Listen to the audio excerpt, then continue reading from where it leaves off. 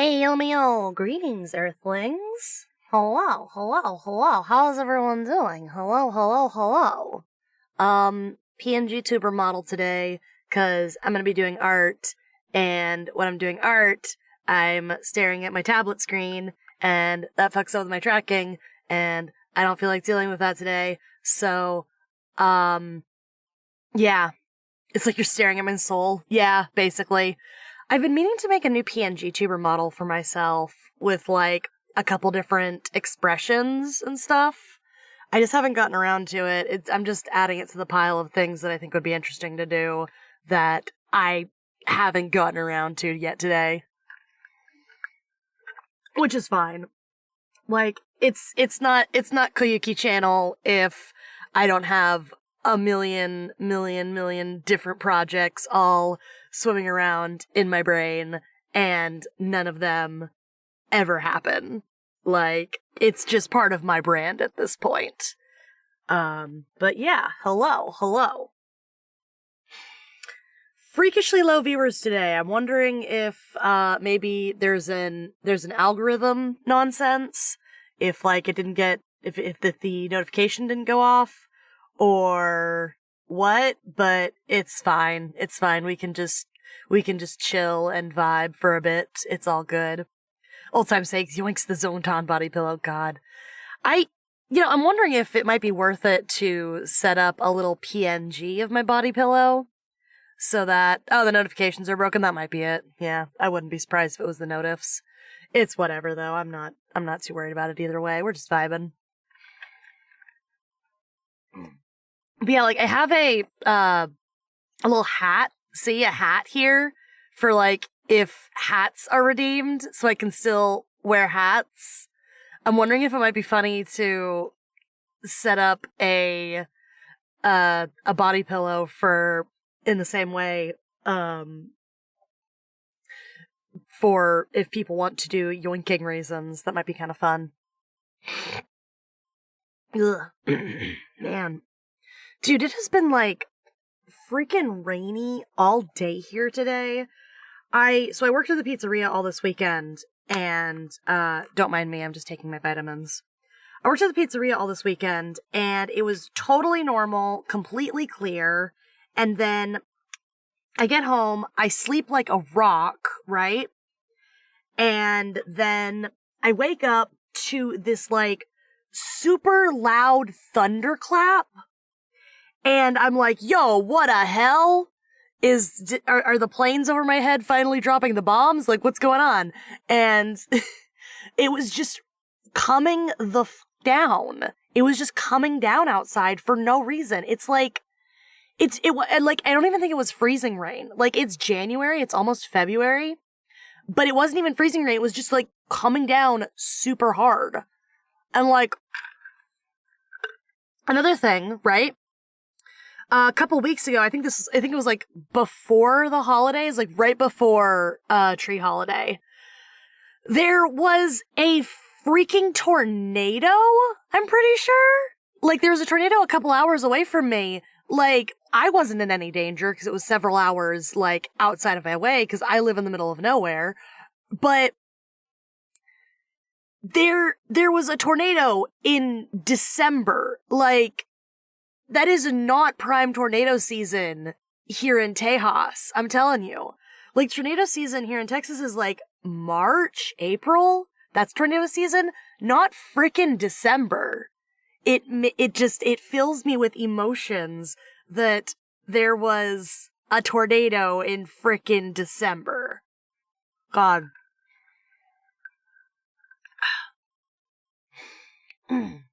You know, I have a Mountain Dew to do a Mountain Dew tasting, and that's what I was going to do while we were just chatting here today.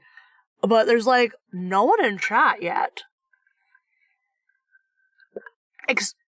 Extremely weird, because usually we have, like, 5 or 6 people just in chat vibing.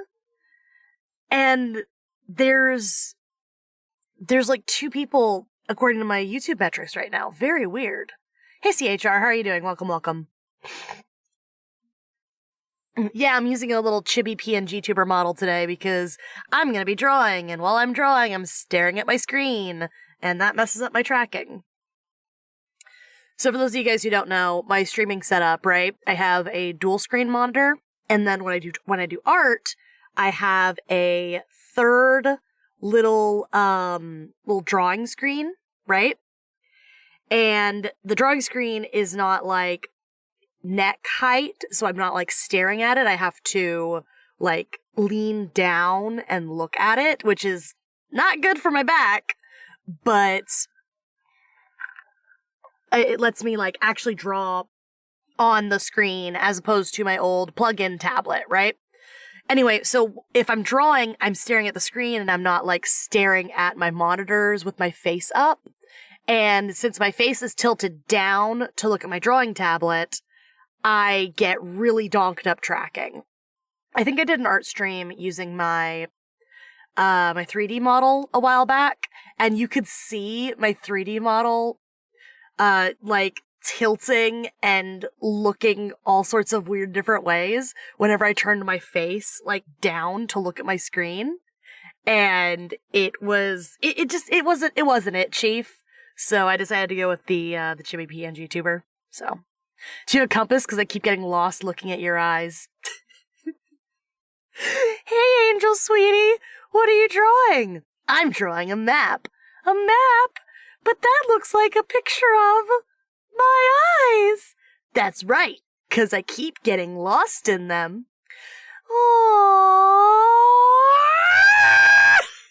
Do you guys know what I'm referencing? Please tell me someone knows what I'm referencing. Please tell me someone knows what I'm referencing when I say that. Yuki Funko Pop Yuki. No, hold on. Hold on. That's so funny. I would love to be a Funko Pop. No, ha ha ha. Don't turn me into a marketable vinyl figurine. Being a marketable vinyl figurine is fine, actually. I don't care anymore. Yuki Funko Pop when? Yuki Koyuki Funko Pop when? Yuki Funko Pop Yuki? Yuki Funko Pop Yuki when?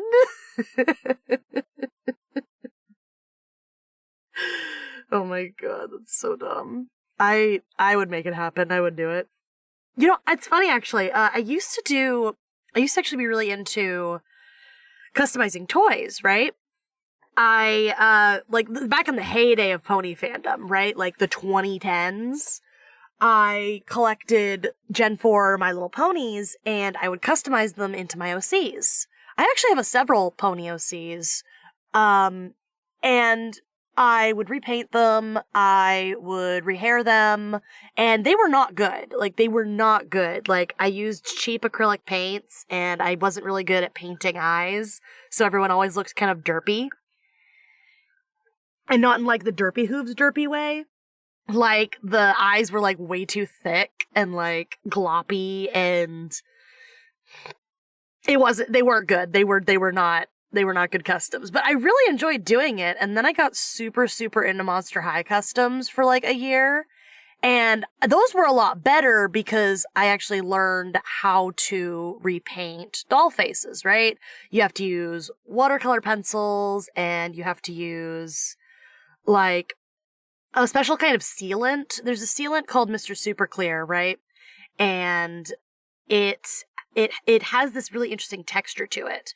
So when you spray it on vinyl or plastic, it gives this ultra matte texture. It gives this ultra matte look. So it doesn't like reflect light, doesn't make things look shiny. And the way it achieves that ultra matte, not shiny look is it gives the plastic a slight texture, right? So if you were to rub your hands on the Mr. Super Clear, it would feel kind of like, kind of almost sandpapery, right?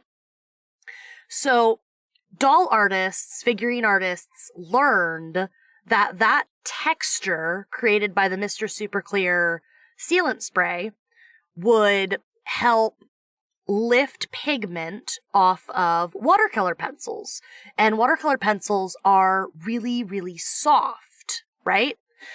So the most common face-up process for like custom Monster High dolls and such is you take the Mr. Super Clear, you do a base layer of that after, like, wiping off the face, of course, and you are able to actually draw on the face of the dolls with watercolor pencils, and you can treat them kind of like, treat it kind of like drawing on any other surface. It's very, very fascinating. I should be working right now. Understandable. Have a nice day. God, I'm also the worst when it comes to like avoiding projects and stuff. So I know exactly what you're talking about. Procrastinators unite. You are correct. Also, hello, welcome. We're just vibing right now. We're just vibing. But yeah, so I don't know how I got on this tangent of don't know how I got on this tangent of Monster High dolls, but yeah, that's me. That's what I got onto. I'm really sorry you're feeling kind of rough there, Leo. Hopefully that hanging out in the stream can make you feel a little bit better.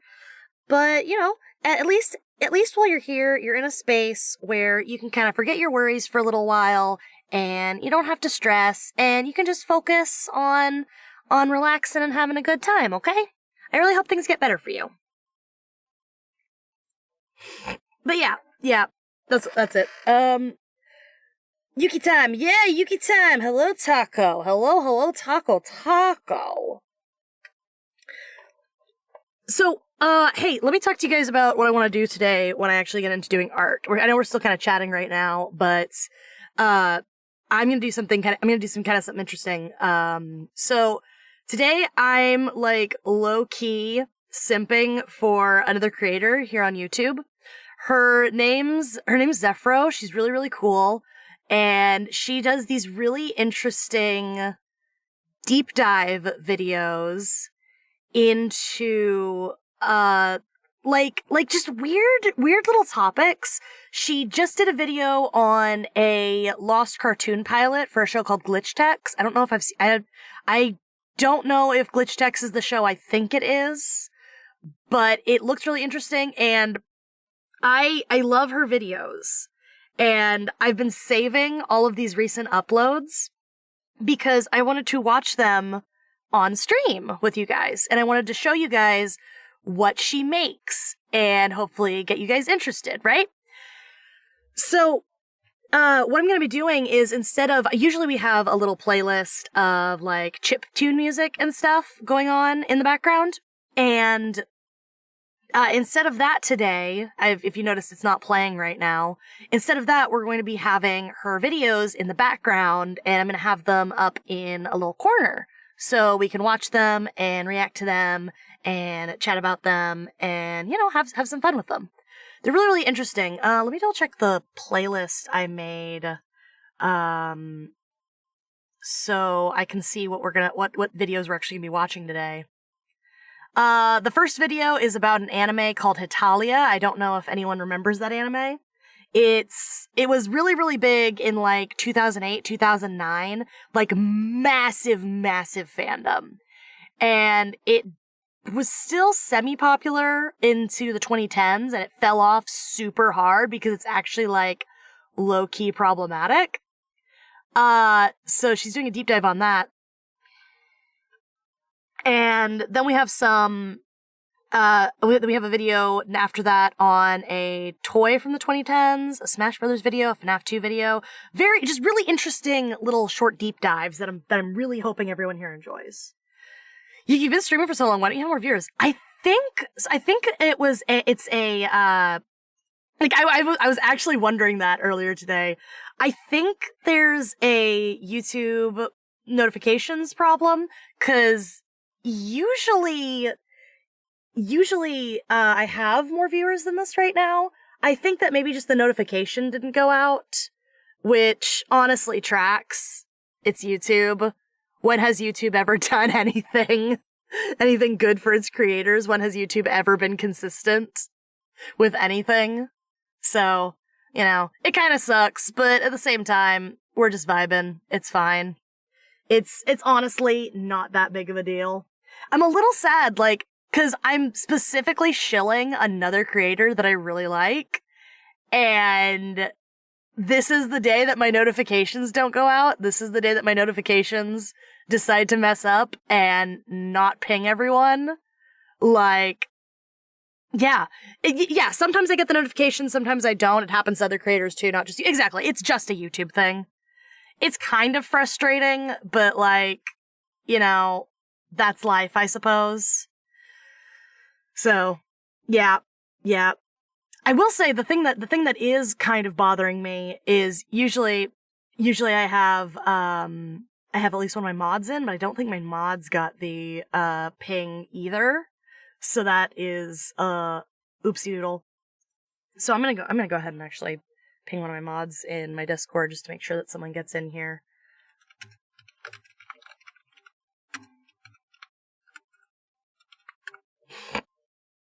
No one really shows you back. Well, I mean, I have a couple friends here on YouTube. It's just like, I don't expect people to shout me out constantly because, okay, here's my opinion. Here's my my thoughts on that, right? Friendship is a two-way street, right? And if you're friends with someone, you're friends with them for them, right? You're not friends with them because of what they can provide for you, you know? Like, if my buds here on YouTube, like, they don't shill me constantly, yeah, that's fine. We're still sharing memes with each other. We're still laughing about video games together. We're still having fun together. That's the more important thing for friendship. You know what I mean? So, and you know, I like boosting other creators, and that's something that I really, really enjoy, especially if I really like their content, like I do with xephrou. Like, xephrou doesn't even know I exist, I'm pretty sure. Like, I comment on their stuff sometimes, but we are not friends. I do not know them personally, but I super, super, super like their, I super like their content. So, yeah. I wanted to show them off for everyone. Yeah, streaming absolutely isn't my, like, main job right now. Like, I kind of want it to be, like, that's the dream. If you make content and you love making content, of course the dream is to eventually become self-sufficient on it. But I have a really good day job. I work at the pizzeria and I really, really enjoy it. And I'm pretty comfortable with where I'm at right now. It's just kind of getting back on that grind and not getting screwed over by YouTube is the challenge at the moment. So, yeah. I think there's another thing too, right? How's Chica? Chica's fine. Chica's Chica. You know how Chica is. I think another thing, I'm pretty sure I've seen this before. I've seen people talk about this before. There's actually a thing, right?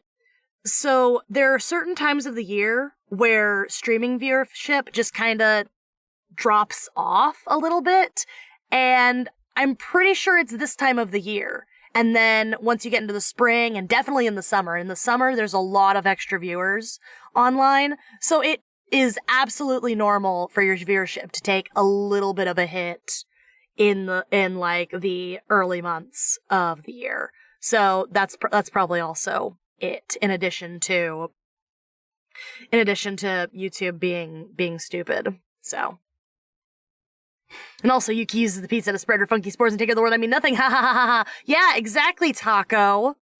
You don't need to tell them that. No one needs to tell them that. I don't even know what you're talking about. I've never heard that before. I don't, what? Taco, what? Hello? What? Dumb. Absolutely dumb. Hello, Mario. Wow, it's the real Jump Up Superstar Mario. Wow. Wow, I can't believe it. It's so interesting to have an actual celebrity in the chat. I should continue eating this Yuki approved pizza. Yes. Yuki approved. Yuki shilled. Everyone order pizzeria brand pizzeria. Dumb. Absolutely dumb. Crisp rats. Yep, we got the crisp rat. Wow, it's the crispiest rat you've ever seen. Good job. Hey, Octoblue, how are you doing? Welcome, welcome. Woomy! Woomy! Charlie Day where? Yeah, come on, crisp rat. If you're gonna be here, you might as well bring Charlie Day, the better Mario brother. Dumb. Absolutely stupid. Okay, so before my Mountain Dew warms up, I'm gonna go ahead and do the Mountain Dew tasting I was gonna do. I have Mountain Dew Purple Thunder here today. It's a Mountain Dew with a blast of berry plum, natural and artificial flavors. So, I have no clue if this is gonna be good. I was very, very pleasantly surprised by Mountain Dew Voltage the other day. So I hope this one's good too. Hey, Umlagu, there you are. Oh, hey, Umlagu, let me ask you something really quick. Did you get a notification for this stream on YouTube? Did YouTube ping you? Did YouTube notify you that I was streaming? Or did me poking you in Discord, is that what made you show up? Because I think my notifications are donked up right now. Imagine if they said Umi instead of Woomy, that would be funny. Umi! Yeah, I don't know. I think Woomy kind of fits the vibe a little bit more, especially considering that the sound effects are gone through several layers of weird oscillating filters to get the inkling sound. Yeah. I did, but I fell asleep in my chair like a barnacle. I don't believe you. I don't think you're actually a barnacle. Anyway, Mountain Dew tasting. Here, let's get some ASMR.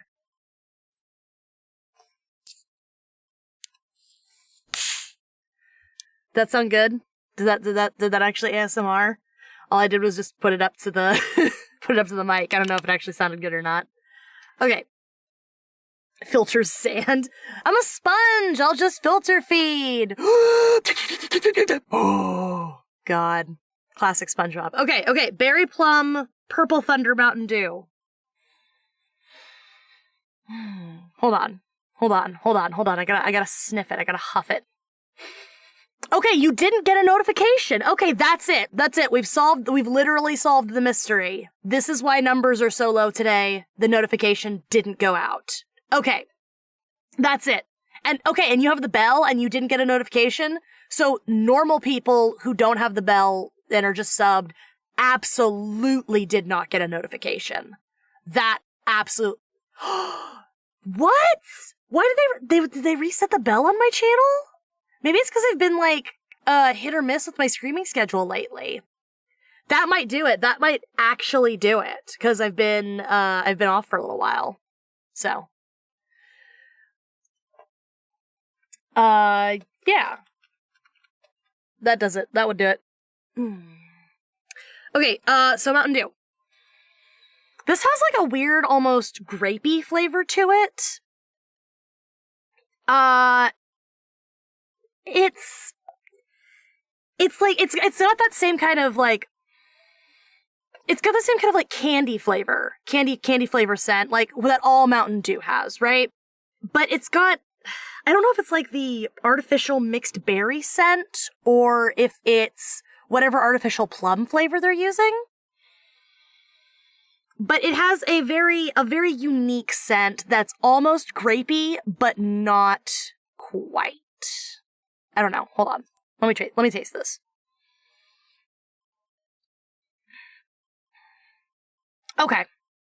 Okay, yeah, so this is definitely a... Oh, did the Purple Thunder used to be an exclusive drink? Really? Interesting. I just found it at a convenience store. I was going out with my friends and we found this weird Mountain Dew, so I picked it up.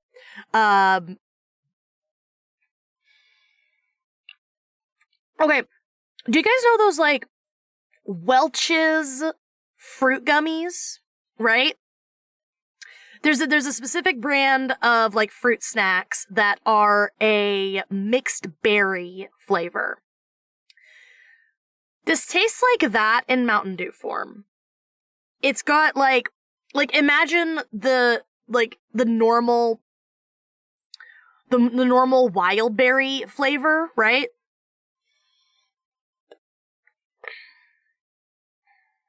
And then imagine like a normal wild berry flavor with a little bit of almost like I'm trying to think how to describe this aftertaste. It's slightly bitter. Like, it's slightly bitter, and I think that might be whatever plum extract, whatever plum artificial flavoring they used. I think that's it, but it's mostly like that Welch's fruit snack, mixed berry flavor. Like, that's basically it. There's a little bit of the lemon lime that Mountain Dew usually has, but it is 90% a mixed berry soda, it's fine. I don't know if I'd pick this up again. If I'm going to pick up a weird Mountain Dew, I'm 90% of the time going to pick up Mountain Dew Spark, because I love Mountain Dew Spark, or like Baja Blast, obviously, if Baja Blast is bottled. But Baja Blast is never bottled, right? It's only bottled during the summer promotions. It isn't black. Hi, S-Comic Maker!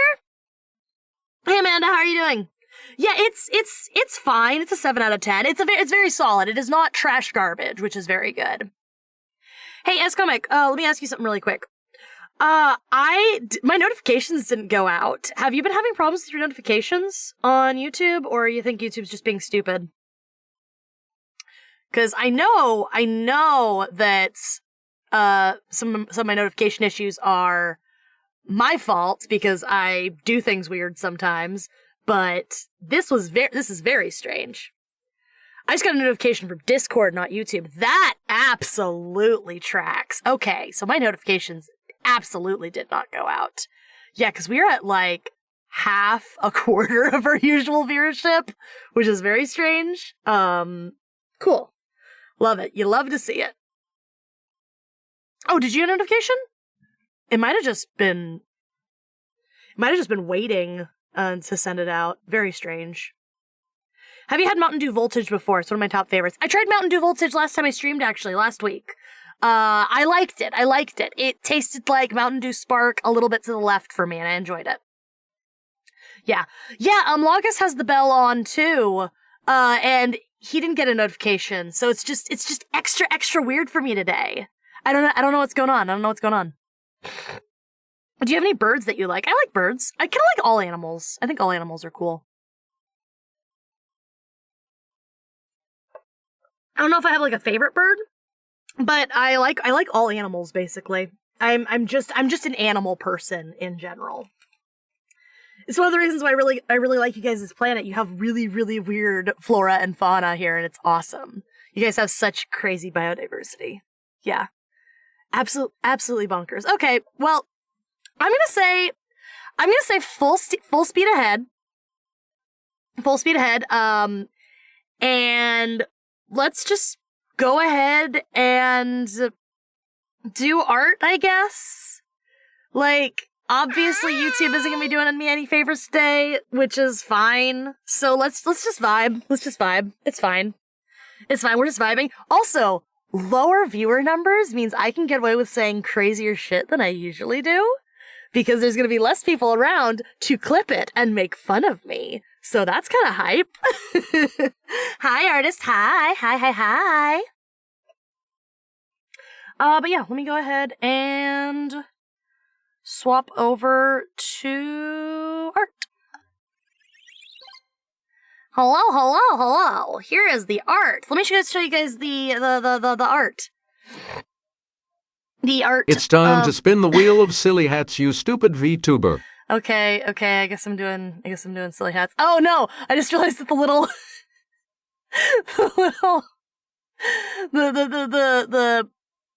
little guy up there, what do I call this? That's TV screen, the little box for where we're gonna watch the videos. It covers up the spot where alerts come through, so that's fun.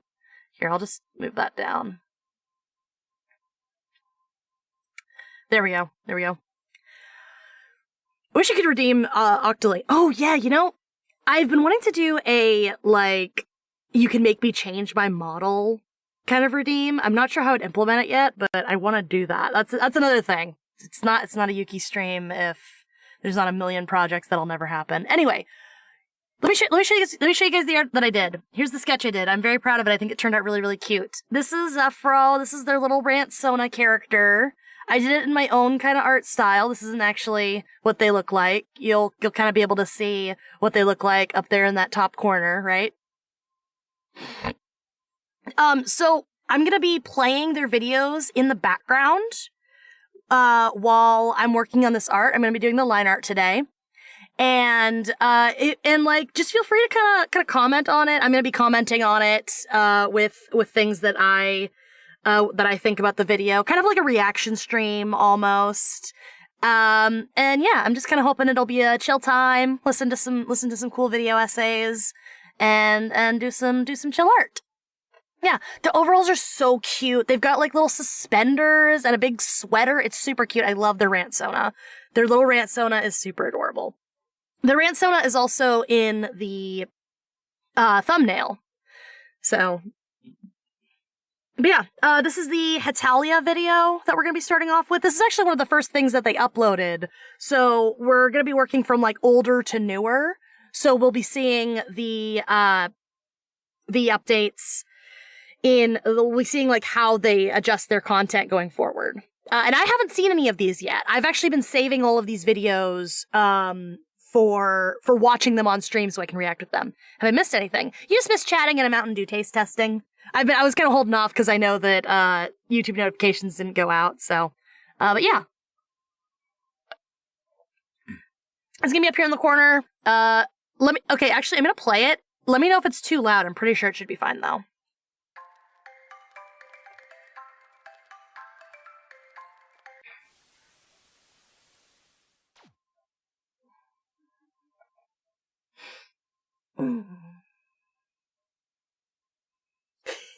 I'd like to say that my internet experience has been pretty unique thus far. So the amount and variety of content I am and have been interested in is here to say. Is that a good My internet exposure began somewhere around 2011, peaking when I started. Is that a good level for audio? I think. Not to I think mention it's all fine. the cartoons and stuff I'd seen. Also, her audio's then. gotten so Now much I'm an adult, better. and most of my Like personality stems from this 2014 Minecraft first YouTube episode and has Five Nights at much rougher All that audio being said, than her my later least favorite and uploads. most regrettable period in my life starts with one piece of media in good old 2016. When I started middle school, I quickly flocked to anime because so many of my new friends were already into it. I would like to mention that this was a time where watching it made you weird.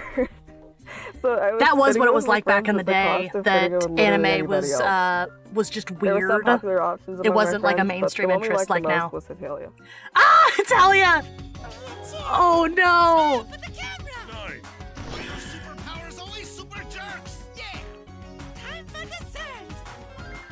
Also known as Hetalia Axis Powers, this popular anime is known best as a portrayal of world events and politics. Wow, she's really gotten a lot more natural on camera, on like camera and recording and stuff too. World War II, Germany, Italy, and Japan, as well as the Allies, England, the USA, Russia, France, and China. Other side characters depicted include the Nordic countries Denmark, Norway, Sweden, Finland, and Iceland, the Baltic countries Lithuania, Estonia, and Latvia, Central European countries Austria, Hungary, Switzerland, Liechtenstein, and Poland, Eastern European countries Ukraine and Belarus, Western European countries Netherlands, Belgium, and Monaco, Asian countries and regions Taiwan, Hong Kong, Oceanic countries. Okay, I'm gonna pause this just really, really quick to talk a little bit about Hetalia. Hetalia is, like she mentioned it is about basically World War II. What if World War II was funny and quirky? That's I need you guys to know that is basically Hetalia, right? And if you guys think that is weird and kind of bad, you are correct. Hetalia is weird and kind of bad, right? Like she's explaining it kind of right now, but I love the way xephrou writes her videos, right? But I really think that having bad audio quality for this first upload is really to this video's detriment, which kind of sucks. Cause like, her audio quality, like the first video I watched of hers had fine audio quality. It was fine. It didn't have any issues. But this is like really muffled and not super clear. And that is absolutely to this video's detriment, which is a shame because she's very, very good at doing good, concise deep dives, and that really hurts my heart because this is a fascinating topic. So another thing about Hetalia, right? Hetalia, like, oh, what if World War II was fun and quirky, right? And if that sounds bad, it is. One of the things that they did to make World War II from the Japanese perspective, I need to stress that it is from the Japanese perspective, fun and quirky, right? Is they had a lot of like shipping bait in the show, right? So you are supposed to like be squeeing over these cute, woobified international powers embroiled in one of the worst conflicts in human history and thinking, haha, isn't it so cute and quirky how Italy just loves pasta, completely ignoring the actual context. Hetalia was a weird cultural moment, and the fact that it got popular in the States still kind of boggles me. And I'm saying this as someone who was like an anime fan in the 2010s, right? Like, liking anime back in the 2010s, it did make you a weird person. Like, it was not a mainstream interest yet, right? And, like, saying as someone who was into anime at that time, it was just one of the things that, like, we just didn't really think about it. Because, you know, if you were into anime at that time, it was a new thing, it was exciting, it was different, and you weren't really thinking about it as critically because you were in a novel. It was novel. It was a novelty kind of mindset, right? So that's, oh my god, like, this anime is just a weird moment in the beginnings of the anime fandom, right? It just, oh my god. It's just a very interesting thing. Okay. Yes, thank you for the hydrate. I'll give you a freebie because I'm sipping on Mountain Dew. Haha, what's a Mussolini? Hetalia. Yeah, basically. Another interesting thing about Hetalia was it was done in shorts. It was short episodes that were like not even 15 minutes. They were like 5-minute shorts, right? And I think they were meant to be played as bumpers in between other anime on like anime networks. So that contributed them. They were kind of like how Retsuko was. If you guys remember aggressive Retsuko. So that was another thing that made it very easy to pick up in the new blossoming anime fandom, right? You could say, hey, isn't this funny? And show your friend a 5-minute short of anime boys being cute with the context completely going over everyone's heads because that's specifically how it was written, to have the context go over everyone's head. Oh god, Hetalia was a utterly fascinating moment in anime history. Anyway, sorry, back to the video. Australia and New Zealand.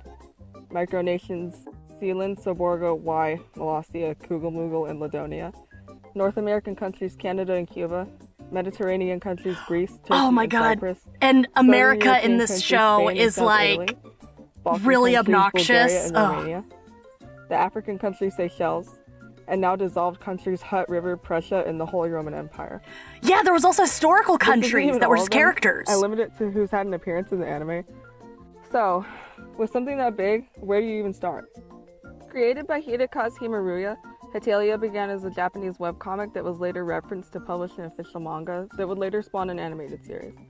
Hetalia is a combination of the words hetare and Italia, hetare meaning to be useless or pathetic in an endearing sense in Japanese, and Italia referring to the country of Italy, who serves as the lovable yet bumbling main protagonist of the series.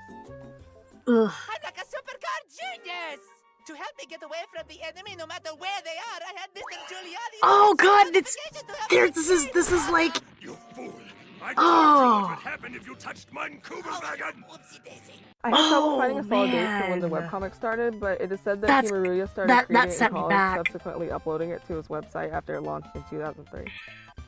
This is worse than I remember. After that, 6 Yeah. installments of the official This manga is were worse than I published between remember. 2008 and 2012, with a I change don't in like how North American sexy they release are. in They're very 2013. sexy baity too. I don't like Before the that. anime had any lines recorded, a drama CD adaptation was recorded with a different voice cast. Several of these CDs were released between 2008 and 2011. In 2009, the first volume of the anime adaptation was made available only on mobile and streaming services after it failed to air on TV for reasons we'll come back to. Gee, I wonder why it didn't air on TV. Consisted of 26 5-minute long episodes. See, 5-minute long and the episodes, second they were season shorts. aired in 2009 with an additional 26 episodes. It's usually referred to as Hetalia. China's Axis also Powers depicted or rather Axis unfortunately. Powers I remember Hetalia. that, yeah. The former was only the subtitle for the first 2 seasons. God, it was Season 3 called aired in Axis 2010 under the name Powers. Hetalia Oh World my Series with God. 24 episodes, with I an for- additional 4th Ugh. season under that name worth 24 more episodes, plus 3 extra episodes and a strange addendum to episode 53. Almost none of these episodes have actual titles, rather just numbers. Because they're shorts. Like they're Season just basically 5 aired under a new gags. subtitle, Hetalia Beautiful World, in 2013. This season This is has the 20 beautiful world you episodes, want, and Japan? It's the season I'm most familiar with, as well as the 6th season, Hetalia The World Twinkle, which aired in 2015 and had 15 episodes. These episodes are much easier to find clips of and set apart from others because they're given real titles that actually correspond to the plot. Not only do the many subtitles and seasons lead to some confusion, but look good. between World Series and Beautiful World, that actually there's looks a good. studio and art style change that softens the sharp edges and bold shapes of the earlier seasons. With so many episodes made available on Funimation's streaming service, a fandom quickly Yeah, I'll rose take it. up It's in fine. I America. don't care. If you're actually interested in watching this garbage fire after this, Funimation has all of the seasons as well as the pre-art style change movie Paint It White. Oh, I watched this movie. Tony, my righteous alien dude friend, told me they're Petonians from the planet Picto. Oh my God! Right, I forgot. Oh my God, that was America. America has a little alien friend because of Roswell in this anime. I forgot about that. And that was like the linchpin of this movie. God, this, like, I need to stress, right? This anime does not have a plot, quote unquote, right? It is just these short little gags that are extremely weird if you know your historical context. This is a weird anime. Is it any surprise that Age Like Fine Feces, they don't teach World War II? They don't! Like, this is another thing. Japan does not teach World War II. And Japan especially, oh my God. Which leads to stuff like this. Like, this is borderline extremely offensive. I feel like this is one of those things that is going to be studied in 50 years, you know? I wouldn't be surprised if I didn't watch this. Honestly, I don't recommend Hetalia. I do not recommend it. It is a very interesting little artifact, you know? Apparently young people are just now finding out the Japanese military just straight up ate people at one point. Yeah. I don't think it's borderline. I think it's just straight offense. Honestly, the fact that it got popular in the West because of the novelty of anime and the excitement of baby weeaboos to see anything wacky and shipbaity. This show is very shipbaity. You are supposed to want Germany and Italy to kiss. This makes me feel emotion. Oh God, oh man, I'm getting so many blasts from the pasts just listening to this. Okay, back to the video. Your brain's in way far out of space. Dude, your ideas will all suck, so listen to me.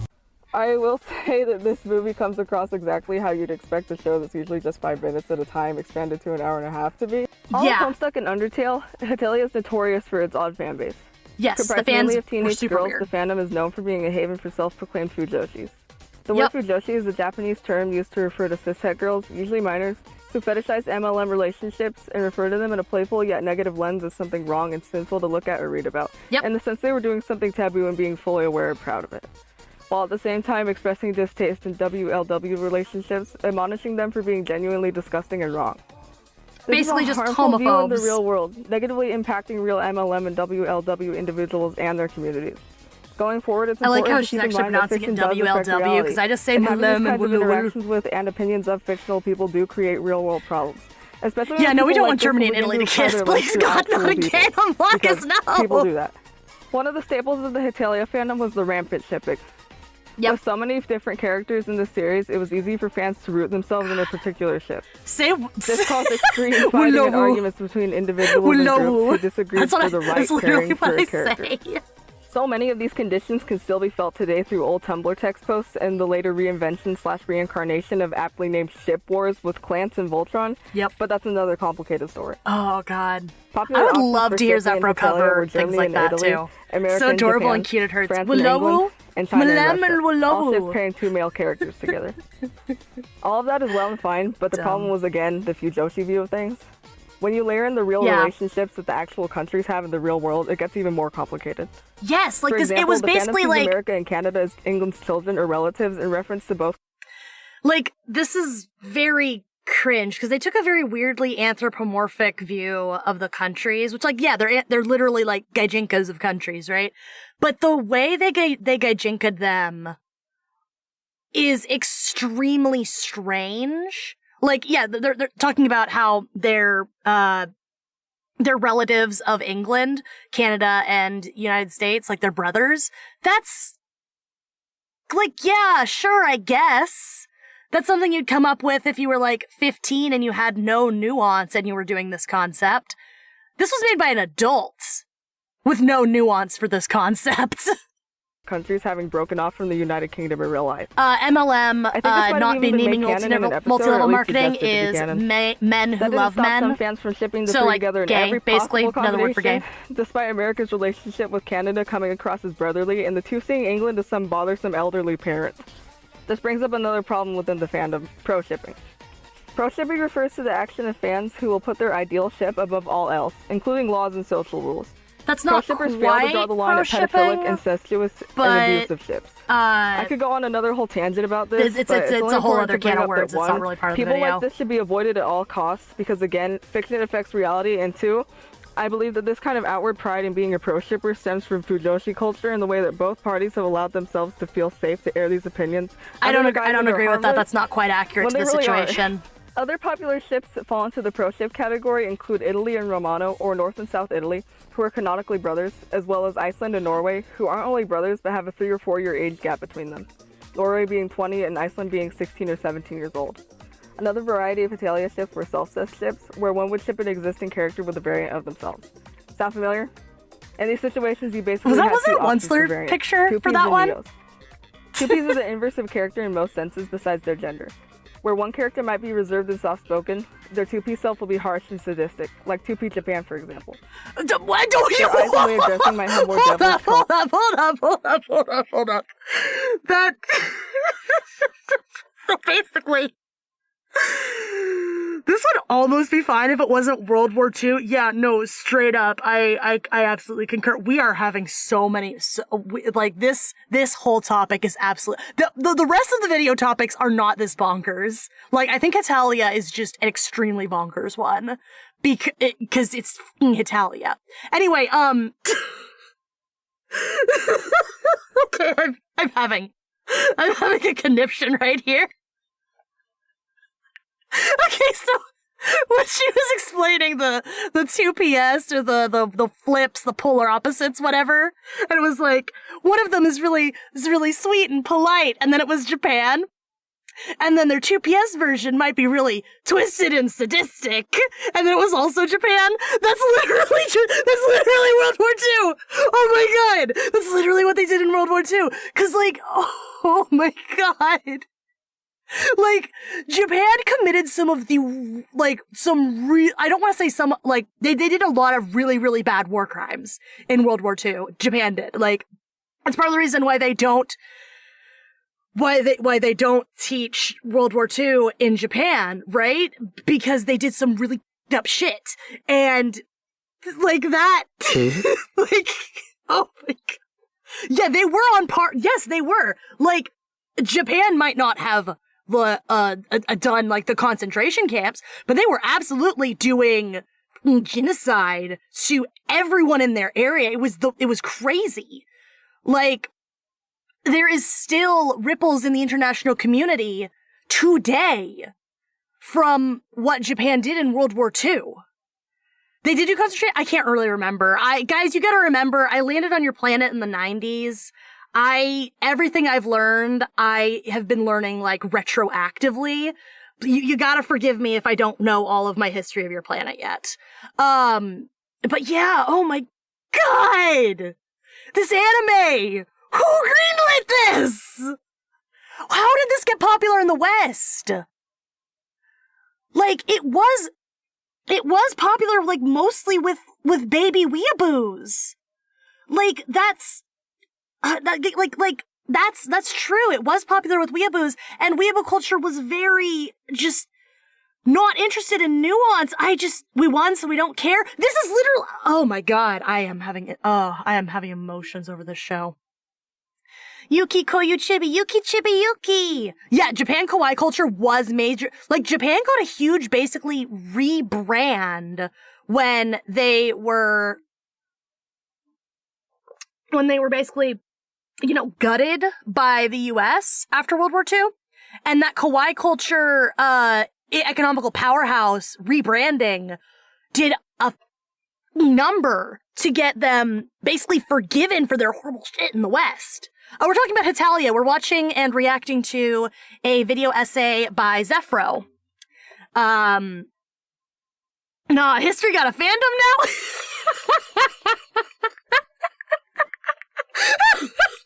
No, I know, right? Like, it's a very fascinating topic. It's a fascinating topic. Hetalia is a garbage show. I'm embarrassed that I ever liked it. But I was absolutely a victim of, haha, so cool, countries, how funny, I'm a weeaboo in 2010. Okay, come on. I swear, the rest of the video topics are not this bonkers. They're, like, about toys and like, video game lore. This is just a bonkers first video. Oh my god. Going to visually set the two apart. Okay. While some 2P countries were designed by Himaruya himself, fans have filled in the gaps for characters who didn't get the 2P treatment. Neo-Talia characters, shortened to Neos, were just the same characters with the opposite gender from the original country. Oh, so just Rule 63. This is beyond cursed and bonkers. Absolutely. Himaruya was responsible for. Just what we needed. History, fan art, and fan fiction. Oh, so correct. Designs can actually be seen in the anime series, episode 25 of The Beautiful World. Another ramification of the fandom's sheer size and the content of its members' character was the stereotyping and oversimplification of cultural and political themes. Yes, that's also, This is an issue that Hetalia itself combats with comedy and clever character interactions standing in for real events. There is a criticism of the show that it simplifies real events that had real-life consequences, but at the same time, it avoided talking about things like the Holocaust while still discussing World War II and deriving its main cast from the conflict. However, nothing could stop fans from manufacturing their own stories about the characters inspired by these events. I won't get too into it here, but fanfics were a genuine reality across multiple fanfics. That's really bad.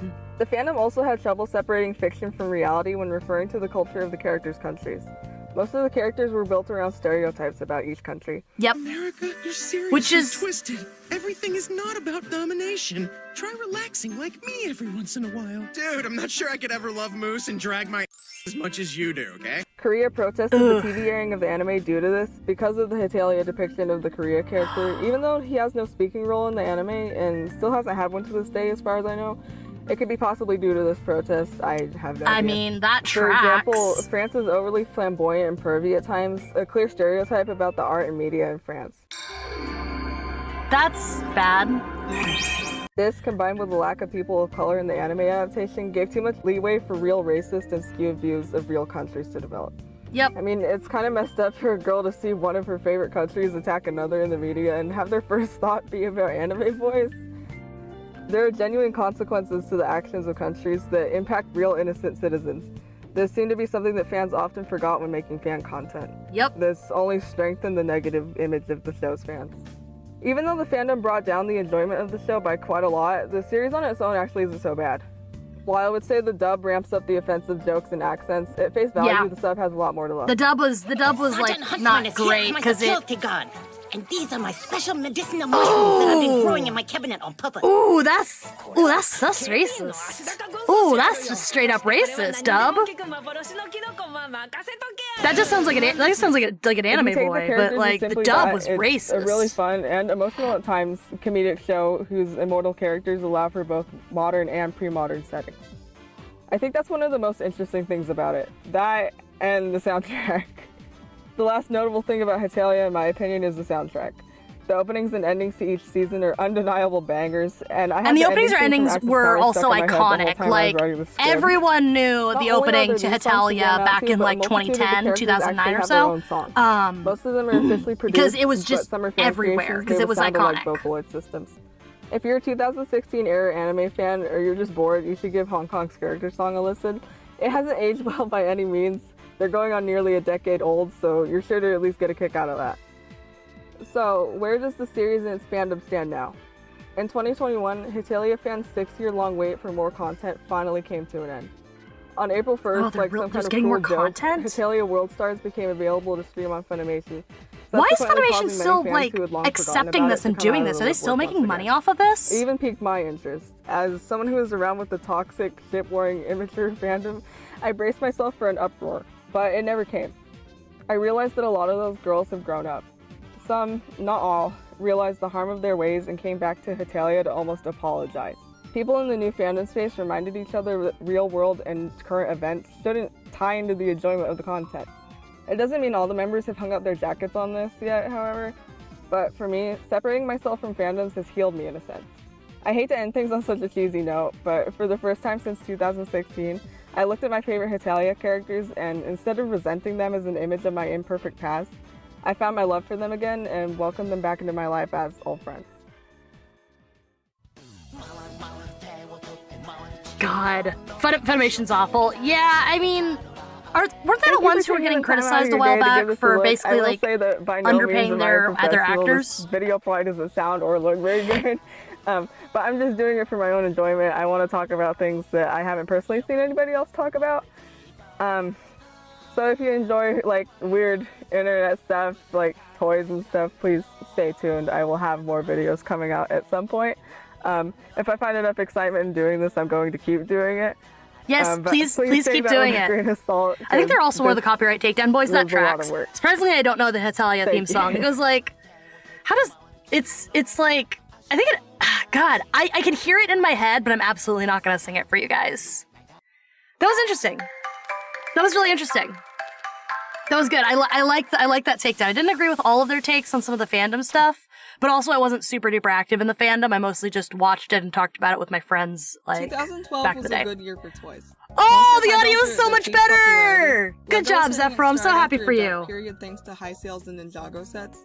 Skylanders is making history combining figurines and video games, and the Furby makes its grand return to store shelves. But the true kings could be crowned only by the Toy Association come their annual awarding of Toy of the Year. Every year, the association would award these titles in 12 categories. Various toys were named to these categories, but the toy we'll be talking about today earned the title for Girl Toy of the Year. Oh, and I don't remember these at all.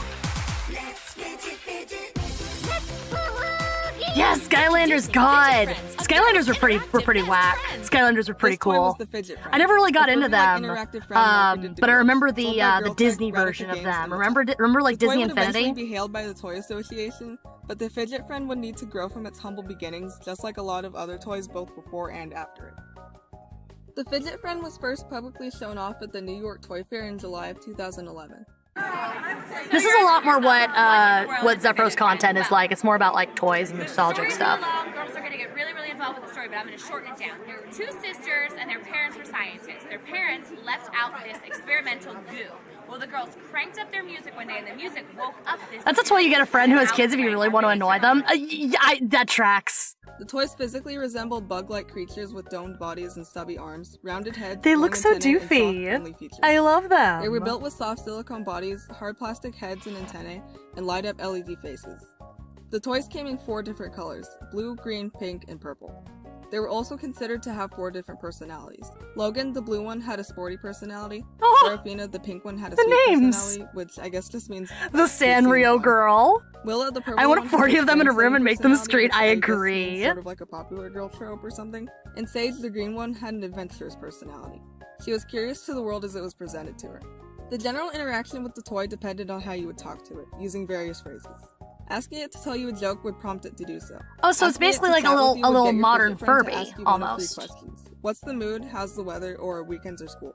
Asking it to dance with you would cause the creature to dance, taking advantage of its rubber body to kind of bend and twist to either its own music or a music you'd play for it. The commercial says that fidget friends have 150 different phrases, which I would imagine that means the generic responses plus whatever number of responses each one is programmed with based on their individual personalities. It also says it's programmed with 32 keywords broken down from the main phrases. After a little more poking around, I found out that yes, the keywords are meant to be used in answering the questions your friend asks. For example, the weekends or school phrase could be answered more specifically like, oh, I'm doing this today, or later I'm going to this place. The toy indicates when it is in conversation mode. So it's with a little almost light like on a its little front. The toys also chatbot have this weird thing? function that I can't say I've seen a toy have before. By pressing a button located on the back of your friend's head, the toy would go into something called Sonic Chirp mode. Then, by accessing Sonic the Fidget Chirp Friend website, mode. you could play these chirp sounds aloud to your friend, and it would do a dance or something depending on what that chirp was programmed to command the toy to do. The website and the chirps are both long gone. The basic chirp has been uploaded to Fascinating. YouTube, and others are accessible in various videos that little kids have uploaded, although there's no way to determine which is which unless I play them for their fidget friend, or you play the video loud enough for yours to hear in the slim chance you have one. While they aren't readily available, I was lucky enough to find someone with all of the chirps. He gladly gave me access to them. The link will be in the description below. As for Oh, that's their cool. accessibility They both then actually and now, archive it was far stuff. more That's available awesome. then than now. In terms of price and stock. They retailed at around $50 once they hit the shelves, which would be about $64 now. But of course back then they had enough toys to sell to everyone who wanted one. Nowadays, even if you're lucky Yeah, to instead find of, one, like, it's having likely to Furby be fever. pricey, used, and Willa, since she was the most popular. Lower quality looking ones might dip under the original retail price, but the rubber on used toys is often dirty or desaturated, and there's always a chance they don't work or are beginning to stop working. If you wanted a brand new one in the box, you'd easily spend over $100, and even then the original owner would have had to remove the Trimey batteries to prevent corrosion. And in the event they didn't, you might have to deal with that on top of the cost. You might also get lucky. Some It's people crazy. sell stuff like to get rid there's of it, so there's always like a chance. that Now, at this point, that's I've high seen of a few price videos of point the for actual something demo for the that toys at the I've New York literally Toy never Fair heard in of. 2011. This demo was interesting to me for a few reasons. The first one being that the presenter mentioned that Mattel was developing an app to be used in interacting with your friend. Mattel's going to be creating apps and webisodes, and I'll actually turn this towards you so you can see it. So this is an example of a fidget app. There will be an inaudible sonic chirp embedded into the app so that when I play it in front of my fidget, she can react. This is one awesome app! While what was shown was a prototype, That is so it cool. made sense for the toy to have such an app to be finished between the Toy Fair in February of 2011 and the release in July of that year. As the iPad had recently released and entertainment was already changing wildly with the introduction of game apps. It would have been revolutionary had it ever come out, especially considering that Hasbro, one of Mattel's biggest competitors, would release a new Furby model with a similar app by the next year. Yeah, that's The only exactly other what the reference I Furby could find of did the app was an article in that written era before it was too. That released, was of like course with no definitive right date. before the Then Furby thought to use boom, the I Wayback think. Machine to try and look for the app on the App Store anywhere between 2011 to 2013 with no luck. I can't say for sure that the app was never made, as it would make sense for one to be made by 2012 given the competition and the toy's popularity, but I also wouldn't say the app was made and poorly archived either because the website itself has no mention of it. Another interesting thing that was mentioned by the presenter is that there were supposed to be episodes of a web series based around the toy to be released on the app. Yep, that Like also the app, tracks. it is That's also unclear if very any much were ever something that was made, happening and back in the that website time. doesn't make any mention of them either coming or having been made available to the public. While looking through the website, I did happen to find some of the Sonic chirps embedded in the interface.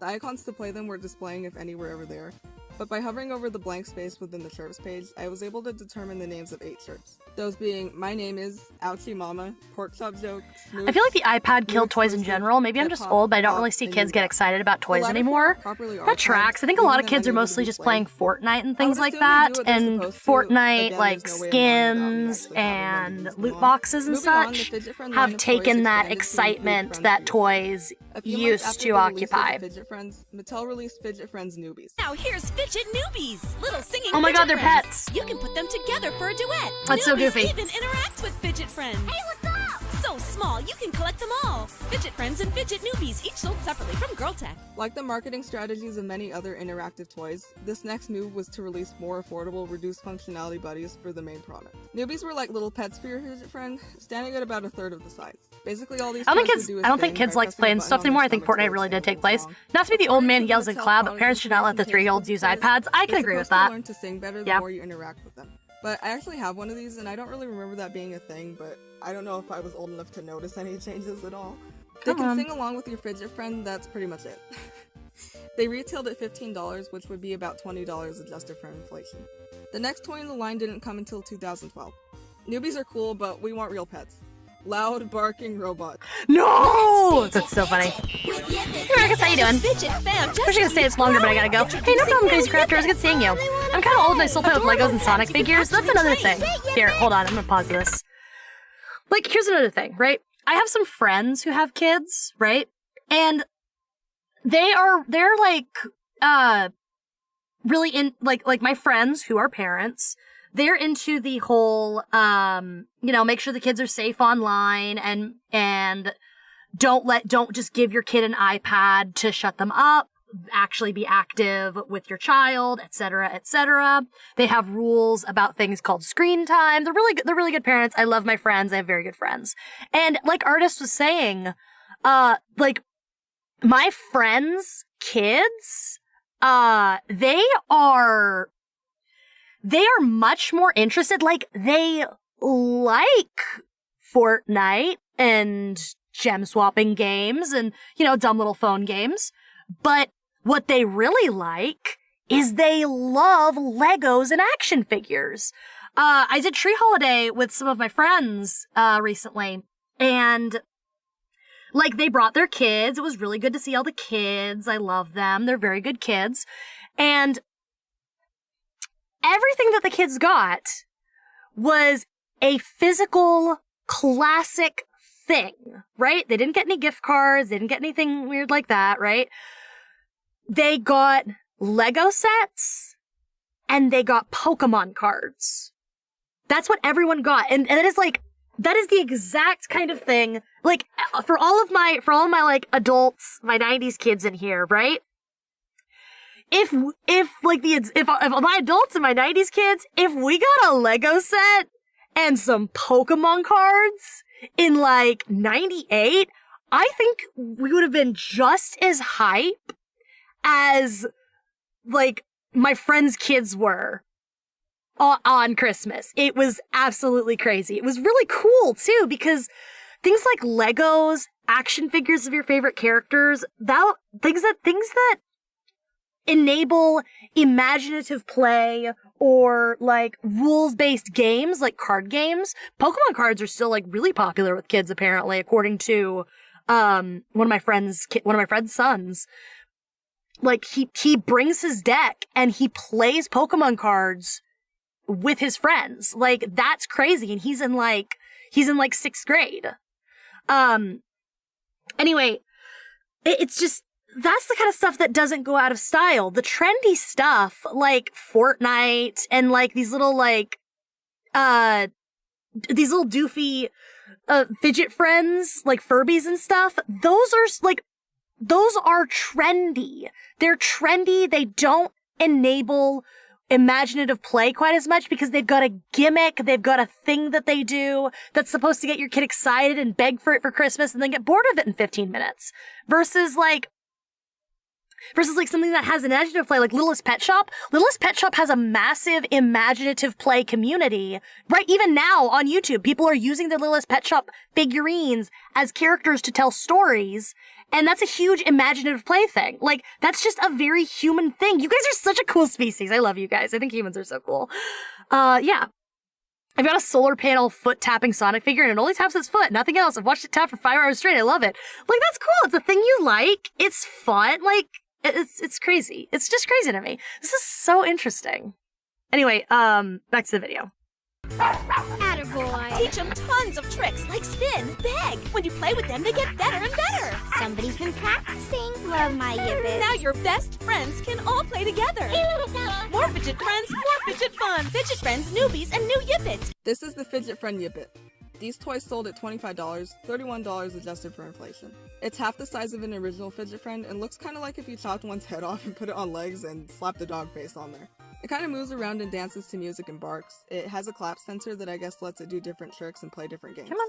While the newbies weren't worth mentioning individually due to their lack of any real interactive personality, these toys are. The purple one is named Pattern, the blue one is named Scooch, and the Is that green cute? I don't know one if it is is. named Skippa. Furby, play dead. Mom, my toy broke. Basically. Their names are supposed to kind of describe what their personalities are like. Some are more playful and others are silly. Apparently they also have sonic chirps as part of their sound bank Yeah, to that's be fine. used or at I don't least really to care. interact with. By the time the next year rolled around, the line was reaching the end of its span despite the success the original toy saw. The very last product released for $22. Oops. Shimmy shimmies.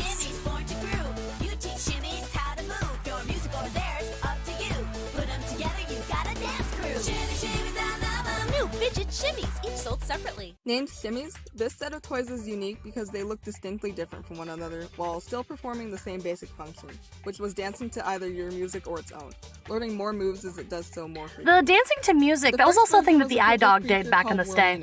I never liked ads like this as a kid, honestly. Yo, who remembers the Betty Crocker Bacon Fill ad? Hey, should we do like a nostalgic ads as background noise one of these days? That'd be funny. I always felt like I was being talked down to and patronized. I agree. It feels very patronizing, especially now as an adult. The entire head would rotate and both portions of its body would twist around so it could kind of break. And also, I think there's something else to be said about colors and styles, so the fact that it was those kind of ads were thought up by some marketing exec as like, oh, this is what kids is gonna think is fun and exciting, and it's like you're just an out of touch old guy trying to get my parents to give you money. Chill. Yeah. Christmas designs, 2 of each. I had action figures of Super Sonic, Super Shadow, and Super Silver. I miss those figures. Those sound actually super dope. I would love to have those like The end of the today. line was obviously close. So what happened? In such a short span of time, the entire line of toys bombed after having such a successful debut on the shelf.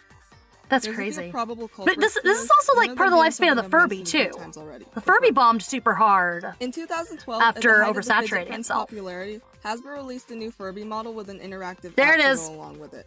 This did deter some sales on Mattel's end, but overall, the second bigger competitor to both toys was the shifting attention on mobile technology.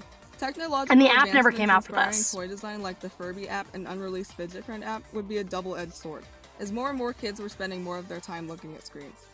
It's a really bittersweet thing to think about, especially being someone who grew up during this change. It's really sad to me that these toys have fallen into obscurity, but making this video helped me enjoy an experience I didn't get to have a whole decade ago. Once again, thank you for watching. My voice cracked. I'm gonna leave that in. Once again, thank you for watching. I had a lot of fun making this video and even more fun looking back at Fidget Friends. There's a Furby deep dive that she did actually that was really, really good. It's like 30 minutes long. It's a great deep dive. Talk about them is what made me want to do this. Yeah, I've Hopefully this never video heard will of prompt these. It's people into looking crazy. into them more. Both wikis were very bare bones, so I have no idea. That tracks considering I guess what they're other not very people might know. popular. So if you know anything at all, like more than what was in the video, please do leave a comment. I would love to know more. about this. I know nothing But, yeah, about thank these, you but for this is really watching. interesting to hear about. I will see you in the next video. Thank you. Do you guys see why I like her? She has good topics. I still have my first Sonic figure in my room.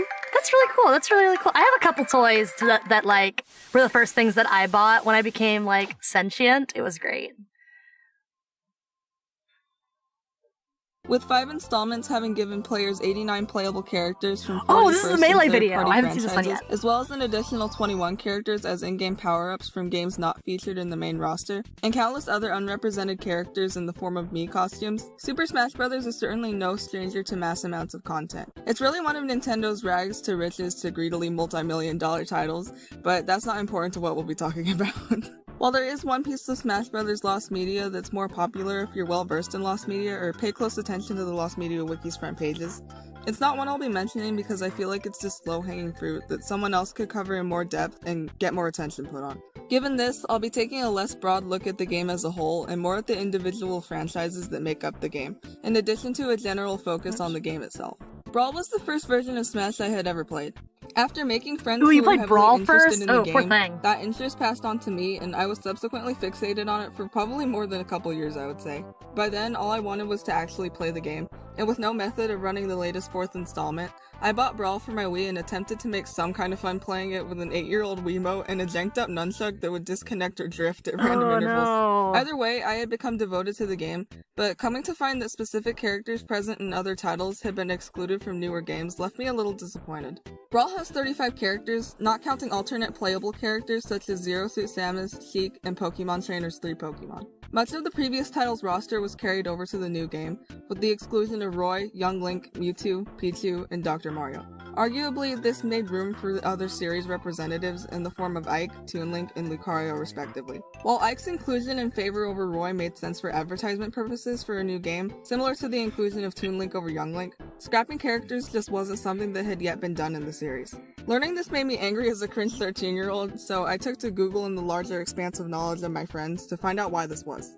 Empty files found in Brawl's data, 7 in number and all with various names, are considered evidence to back a statement made by Masahiro Sakurai that additional fighters were cut due to time concerns. Some of the names are more obvious to who the file belonged to, while others require more speculation. The former of these files are titled Mewtwo, Roy, Dr. Mario, Toon Zelda, and Toon Sheik. The last two are titled Pra Min and Dixie. The first file has reasoning to stand for multiple things by way of translation, some of those being Mii fighters, the coding for the random fighter selection, or for the Pokemon Plusle and Minun. Dixie is said to stand for Dixie Kong, with the possibility that she was meant to be a duo fighter with Diddy Kong. Can you imagine Dixie and Diddy? That'd be so cute. By any files found. Because I would like to see more Donkey Kong characters represented, but I think it's just because I like Monkey. Regardless, it's upsetting and a little bitter, at least to me, that we lost a fairly good amount of content to something as trivial as time. The game also has a slew of other scrapped features, gameplay, and visual effects cut between its E3 trailer in 2006 / its Nintendo World demo in 2007, compared to what's included in the game's size deeply. Okay, Ape has been mentioned. So we're finally here, performing for you. If you know the words, you can join in too. Put your hands together if you wanna clap as we take you through this monkey rap. Who DK? Donkey Kong. DK. Donkey Kong is queer. Huh? Okay, you got your ape moment. Can you imagine Plusle and Minun and Smash even more worse than Pichu? And they'd probably be tandem fighters like Ice Climbers were. And this is also interesting because Pika clones weren't quite as ubiquitous yet, because we'd really only seen Pichu and Plusle and Minun at this point. And I think Pachirisu, because I think Gen 4 was out. Yeah. Because we didn't really know that Pika clones were about to become a Pokemon staple. Yeah. Anyway, back to released by 2008. Lost Content. In the E3 trailer, Kirby is briefly seen using his hammer in what looks to be his neutral air attack, but in the release game, this attack animation is not tied to any of Kirby's inputs. While the Blast KO animation is now a solidified feature in recent Smash titles, knockouts performed over the Blast line in Brawl didn't cause the Blast animation to play unless you were playing the story mode Subspace Emissary. I literally lost Ike in this game mode. His trophy is the only one I couldn't find, and it made my roster screen look just slightly off. Anyway, the trailers for the game depicted characters being blast KO'd in basic gameplay, so it's not known if the feature was reduced for the game's release, or if what was in the trailer was manufactured for demonstration purposes. I feel like I saved the best thing for last, and by thing, I really mean thing. There exists an unused render of Pit that shows him looking pretty uncannily detailed. Dude, do you guys remember how spammy Pit was back in the day, too? Because he just had the arrow projectile. And realistic hands and feet, all when compared to what can be seen in the game. My guess is that given the theming of Kid Icarus itself, this render might have had the idea of mimicking Renaissance artwork. I just think the detail specifically in the hair and clothing reminds me of it. The same kind of changes in developmental material can be found for practically every Smash game. I just thought Brawl was the most interesting case because of how much of a turning point it was for the franchise. Smash Brothers is nothing without the games it's made up of, so I find it equally important to consider the lost media of the titles that have lent their content to Smash. Ooh, starting with the franchise that's easily the most complained about inclusion, Fire Emblem. Oh yeah, because like it's basically just a million anime chess characters these days. I understand why people I'd like complain to about think that. this hatred stems mostly from Fire Emblem representatives basically being ads for their respective games. Yes. But in reality, a lot of Smash fans have popular McJRPG guy phobia, and thus deem anything not heavily cartoony in its design is unfit for any spot in Smash. McJRPG guy phobia. That's me. I'm mid JRPG guy phobic. Fire Emblem's in Smash, and it's got a whole bunch of stuff that's been lost to time over 16 games. A lot of what goes missing from the series are builds, which my first point will be. The first game to be sold in the West, and the 6th game of the franchise overall, The Binding Blade was plagued through its development with multiple changes to gameplay, art style, and storyline. I'm a Sans fan in Smash. I mean, you can main The first me build, gunner. Maiden of Darkness, is only known to have existed because of a screenshot taken of the game shown at Nintendo Space World 2000. This game was modeled primarily after previous installments Genealogy of the Holy War and Thracia 776. It shares a lot of visual similarities while having enough differences to be recognized as its own thing. This version of the game, which looked relatively put together in the screenshot, ended up stalling in development and was ultimately cancelled later in 2000. Eventually, the build was stripped down and reworked into what we really got, the Binding Blade. Not much was recycled outside of the gameplay and a few characters. Screenshots of one early build of this version and a later video clip of a more developed build from Space World give life to both builds, now lost. 主人公ロイが仲間と共に立ち上がる。可愛いけれどもかっこいい、魅力あふれるキャラクターが大活躍。戦場での駆け引きが What did I just hear? I don't know. What did you just hear?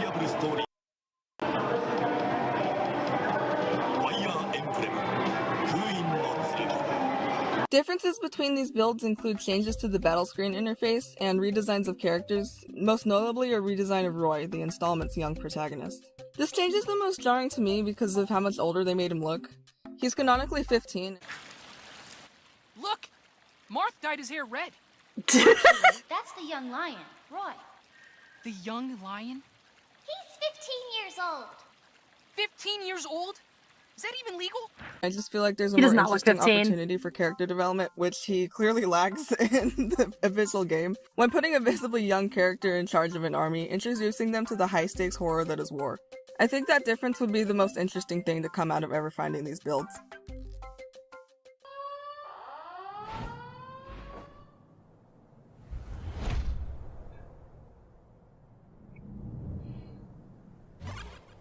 Oh, it's Mega Man! Oh, I remember how hype it was when Mega Man was revealed for Smash, too. Mega Man has Super always been deep, a manly game series voice. I was interested in. I haven't played any of the games other than a few hours worth of Mega Man Zero, but I've always had a desire to play other games from the series. While there are a number of cancelled games and lost builds of others, the most intriguing piece of lost Mega Man media in my eyes is a cancelled anime adaptation of the series. Yo, there's gonna be an particularly anime? one from 1992 that didn't even make it further than conceptual cells. It was fully considered to be adapted at one point, clear from the amount of cells being found to this day. While there may not be any hope to see the animation as intended, it's even more impressive to me that cells are even still being found, as they're more prone to damage and deterioration than animation Oh, that looks so especially cute given and that the show 90s. never made I to love that it. state.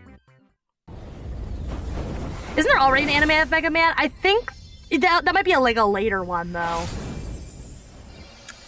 Wait, did Sora... Hold on. Guys, I'm not actually into Kingdom Hearts. Is Sora in Smash, or is that, like, not actually a thing anymore? Am I insane? Is Sora in Smash now?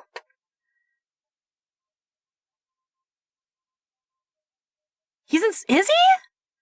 What?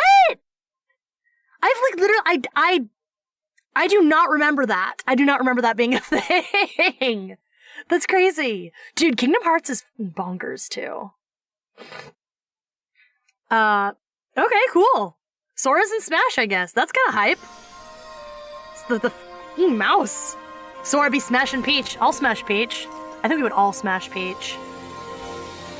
If you wouldn't smash Peach, you're wrong or you're lying.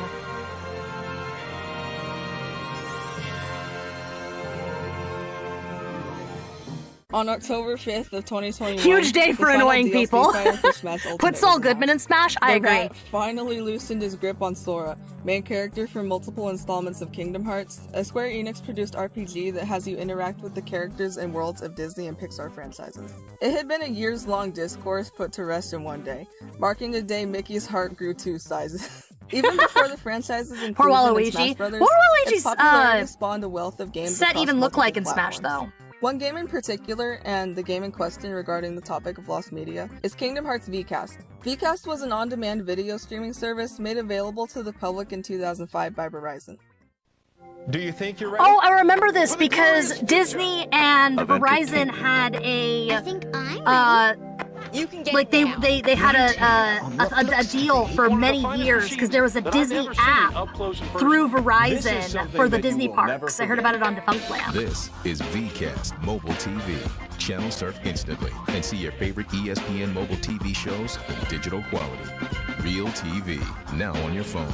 Exclusively from Verizon Wireless. God, remember when that was a selling point? Certain compatible Verizon cell phones could be used to access TV shows and games supplied from their basic Verizon provider. I can't pinpoint exactly when the partnership began, but Disney has a lengthy history with Verizon. Aside from the VCast Kingdom Hearts game, the Walt Disney Company has used Verizon services to create the Mobile Magic app in 2008 that's it. to help guests navigate the Disney whole, parks. oh, they couldn't put And more Waluigi in recently, Smash. It's not a in significant character 2019, argument. Went began to entirely provide out the window when Disney Plus Piranha subscriptions to Plant Verizon show up. customers. More entertainment than ever before with Disney The Plus, antenna on the phone, Hulu, yes, and ESPN right? Plus included with the new Get More. Yuki, have you seen the new Velma series? I haven't. I'm not gonna watch it. I don't want to give. I don't want to give it any more traction. It's outrage bait, so I'm just gonna let it die. Our protagonist wakes up, forced to find his way back to his home and his friends. Since the game was produced by Disney's internal interactive media group, it's incredibly underdeveloped and rough compared to the official installments. This results in a very liminal feeling game, in my opinion. The VCast service ended in 2012, leaving this game lost since. Most of the game has been archived, save for one level. The archive also lacks a backing track and only has minimal voice, level up, and object interaction sounds. Given it's been almost a decade since it's become inaccessible, the hope to find the last level has become more slim. But on the other hand, the fact that so much has been found since then should serve as a testament to the dedication of Kingdom Hearts fans to make the archive. Yeah, Kingdom Hearts fans are insane. On the topic of DLC characters in Smash, there's one in particular who hails from a game that holds a lot of personal significance. Hi Juan, how you doing?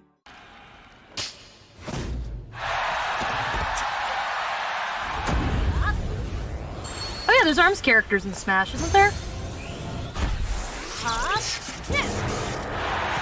Dude, ARMS was like supposed to be a new flagship franchise for Nintendo, and I think it's just dead now. Does anyone even play ARMS anymore? Does anyone even know about it? Yeah, that's fine, I'll take it. I've seen 4 episodes, so you don't have to. It's slowly growing on me. I was one of the total 7 people ecstatic for her inclusion. I was and still am one of ARMS' most dedicated fans from its release, so there isn't much I don't know about the game. This includes content that never saw the light of day. Stemming from an outdated article from 2017, the game's release year, a data mine alleges that there are 9 fighter files in the game's code that were unused. Since I have the gift of hindsight in this situation, I can account for 4 of these 9 names as fighters we eventually got in future updates. Out of the 9 names, Chain, Coil, Plant, Robo, Scroll, Sumo, Surprise, Sweet, and Twintail, I can confidently assume that Coil refers to Dr. Coil, Robo refers to Springtron, and Sweet refers to Lollipop. Should see the cool animation how Sora came to Smash by the animator Pingus. Oh, I haven't seen that. He most likely is. If I had Never to guess, forget that time a hotel dubbed the Smash tournament Stinky Day. It's true. And his backstory establishes him as a fighter from a Mayan-influenced race. So out of the last 5 names, 2 are odd to me, Chain and Twintail, because they sound like they refer to Ninjara, a fighter with chain arms, and Twintail, whose ponytails or braids act as her combat arms. However, they already have established names under Ninja and Hair, respectively. So all in all, ARMS has 5 characters who didn't make it to the game. We're doing good. We're watching and placement in reacting Smash Brothers brought new attention to from a ARMS, YouTuber I have hope that we might get a second game where the potential of these characters is realized. So there we go. I know I kind of strayed from strictly Smash Brothers content, but it felt more exciting to think of the game more in terms of its components. Thank you again for watching this video. I will have more content out. This is fun to me. I am going to keep doing this, and hopefully I'll be able to do it in a timely manner. I have more exciting stuff coming up. I hope you stick around. You're doing amazing, sweetie! I love her videos so much.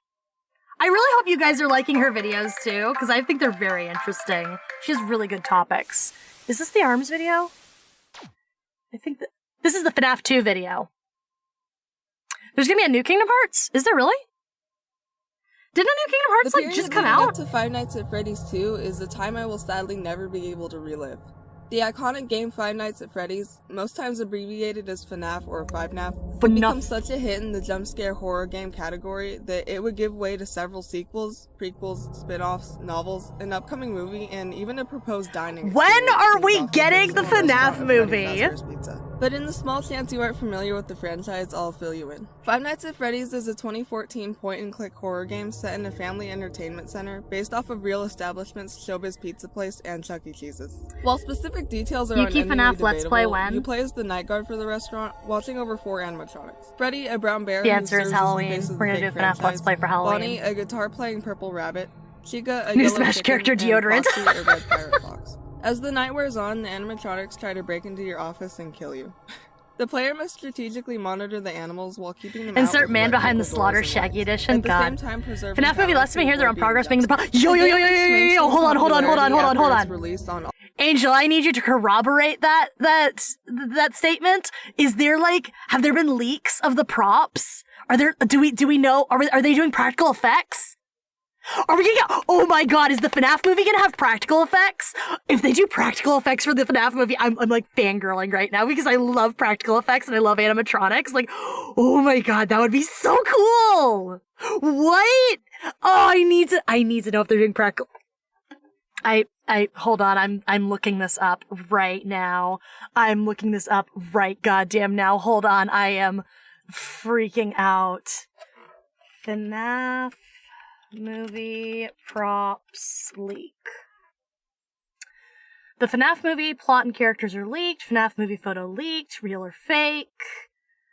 FNAF movie leaks. Jason Blum teases Five Nights at Freddy's movie from August. Involvement with Jim Henson's Creature Shop. Yo! Okay. All right. There's a tweet from Jason Blum of they're doing practical effects. That's so cool. That's hype as hell.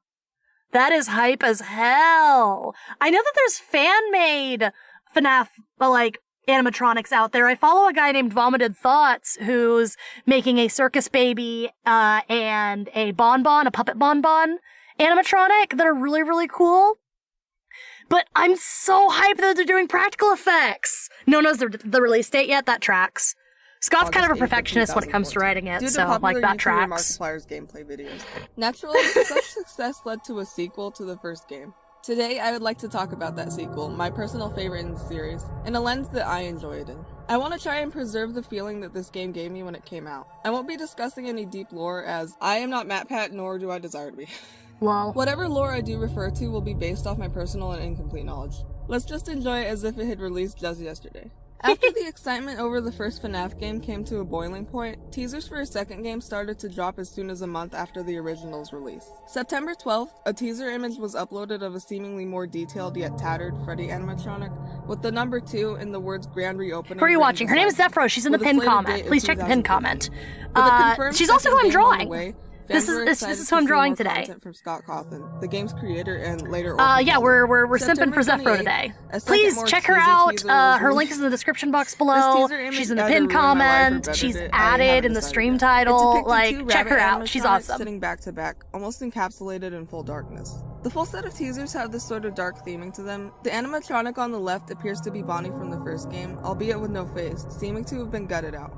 The animatronic on the right was a sky blue and white rabbit with green eyes. Do you guys remember how hype it was that it was the twist that FNAF 2 was actually a prequel, not a sequel? They are accompanied by the words "something borrowed, something new." This teaser sent fans into wild speculation. The best functioning theory at that time was that the animatronics from the I dare you to game kiss were her. Okay. dismantled Hold or on. borrowed from in order to build new animatronics for a new Freddy's location. On October 7th, a third teaser image dropped on Scott's website, which only strengthened this theory. It showed 2 animatronics partially hidden behind a purple curtain, the original Red Foxy animatronic on the left, and a white and pink plastic animatronic. Kiss, kiss, kiss, kiss, kiss. There you go.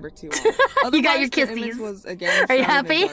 At this point, fans began to throw around the idea that these dark, empty spaces very were goofy. deliberate. There you go. Thus You got began your the practice of raising the smoochies. brightness You got of your the smoochies. teasers, Are you a pattern happy? that would lead the fandom to new discoveries in the darkness for both this game and Only like a basically clip. I every think I do have installment clips after. unlocked if you I go remember doing this right myself down. before this game came out. On October 15th, a fourth down image released below. featuring what appeared to Should be be the point unlocked. of view of someone peering through the eye holes of an animal mask, presumably a Freddy mask given the brown coloration and the shiny black nose. An eerie-looking red Foxy animatronic can be seen in the right eye hole. The words Ooh, "No Withered place to Foxy is run" so and creepy in "Exactly that one game. place to hide" are written across the top of the teaser. 6 days later, on October 21st, the first official trailer for the game dropped on Scott Cawthon's website.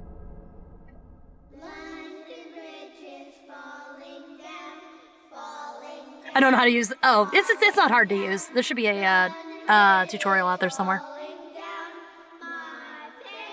Looks good.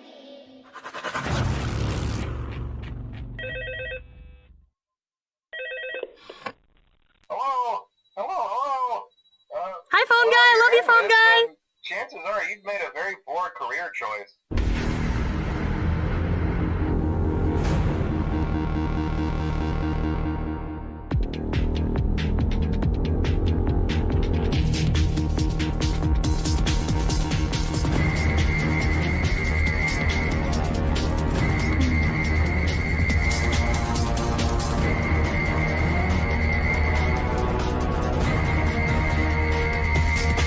Can I please line this? Is this something I can do? Is that okay? Is that acceptable?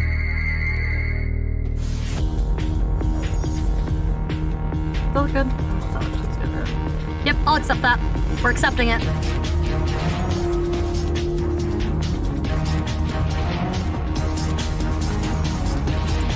Yuki, Chica, want your pizza? She gets really quirky at night, you know? God.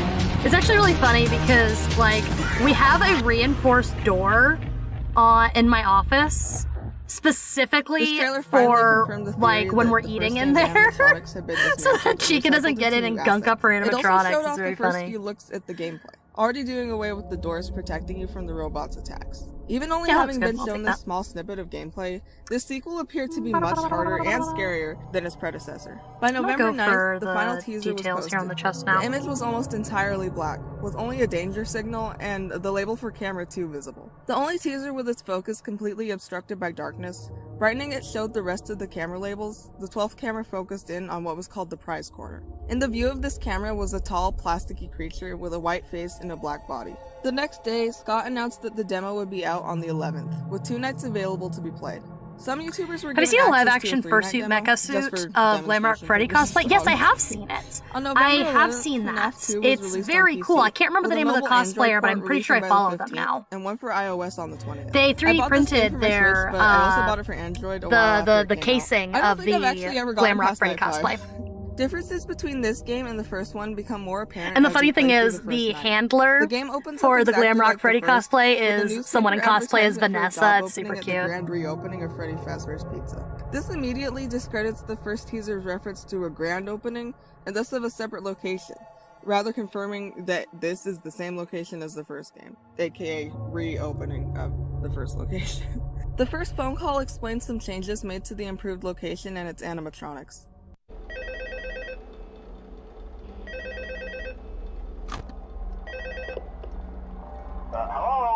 Hello. Hi, phone guy. Love you, phone guy. Hello and welcome to your new summer job at the new and improved Freddy Fazbear's Pizza. I'm here to talk you through some of the things you can expect to see during your first week here and to help you get started. Also, I see a guy making some FNAF animatronics in my shorts feeds. Yeah, that might be Vomited Thoughts. I follow him. He's pretty cool. Systems to pinpoint any threats. Dude, I want to make animatronics so bad. If I was just slightly smarter, I could probably be an engineer. Facial recognition, advanced mobility. They even let them walk around during the day. Isn't that neat? Their heightened technology means the player must now wind Does that up a look good? music box to keep a specific animatronic at bay. Does that look good? I can't tell if that looks good or not. There's a music box. Like, does that look like a pocket? And it's rigged. I think I might have wound to up just... remotely. So just every once in a while, switch over to the prize counter video feed and wind it up for a few seconds. It doesn't seem to affect all of the animatronics, but it does affect one of them. The player is also given a Freddy mask to trick any animatronic who wanders into the doorless room to leave. So hey, we've given you an empty Freddy Fazbear head. Problem solved. Yuki Taste in Robots XJ9 Zone Edition. Or Sexy Maid Robot. I mean, Jenny's cute. I'm not really super into like technophilia stuff, if I'm being completely honest. I'm more into like things that are spooky and creepy. That's part of the reason why I like Springtrap so much. And like Circus Baby is one of my favorite animatronics from FNAF, but not because I think she's hot, because I think she's interesting as a character. Are all finally able to be seen in full, with plasticky outer shells, more cartoony faces, and more detail overall. They weren't initially referred to as toys. The fandom kind of dubbed them the new version of whatever their counterpart was. Just as the first the toy name came Bonnie about is always later, the first animatronic to start moving. New Bonnie appears only in the right vent and can have his movement cycle reset by putting on the Freddy mask. New Chica appears in both the hallway and your left vent, and can be shooed away by the same method. The music box animatronic is kept away. Do you know there's more than one Vanessa? I don't actually think that's true. I think that's a fan theory. Will attack you with no way of avoiding it. New Freddy is always the last stage animatronic I to start think that the actual reason why we see more than one Vanessa in Security Breach is we're seeing her Foxy, ghost. called then as Old Foxy, and now I don't as think there's Foxy, actually is two the first Vanessas. of the old I don't subscribe to the twin theory at the very He least. shows up only in the hallway and is scared off by flashing your flashlight at him a few times. New Foxy, I don't want to have to ink the the only star, new so I'm just not animatronic going to. I'm just given going to an leave it. official name in the game, is referred to as the Mangle. He appears in the hallway and right vent. Mangle, my beloved! I love you, Mangle! Mangle's a on. queen. However, if you let him get into the office, she will climb onto your ceiling and stay there for a while before he attacks. You might We be able love to the hear he, him she drawing closer to you pronouns! as he emits a constant static noise. Balloon Boy is the only animatronic who cannot kill you. Instead, Fuck should Balloon he get Boy. into All your my office, homies hate Balloon he will Boy. immediately drain your flashlight, leaving you defenseless against Foxy, who will then come after you and kill you. To stop him, you can refer to sound cues as he gets closer. He'll cycle through 3 phrases. Once the third one is played, the fourth noise should play once he's in your left vent. You can then put your mask on to scare him off. Old Bonnie could appear in your hallway or inside the left vent. You must allow him to come into your office and then quickly put your Freddy mask on to avoid being jump scared. The same goes for Old Freddy and Old Chica, who will enter through the hallway and right air vent respectively. Golden Freddy can be seen later in the game. He will either appear as a disembodied head in your hallway or sitting in your office. If he's in the hallway, you must not flash him again after you initially see him, and then wind up the music box. If he's already in your office, you must quickly put your mask on. This game is also the first game in the series to have cinematics, or short cutscenes. When you first boot up the game, the first cutscene plays, and you see what looks to be the previous restaurant through Freddy's eyes, with Chica and Bonnie on either side of you.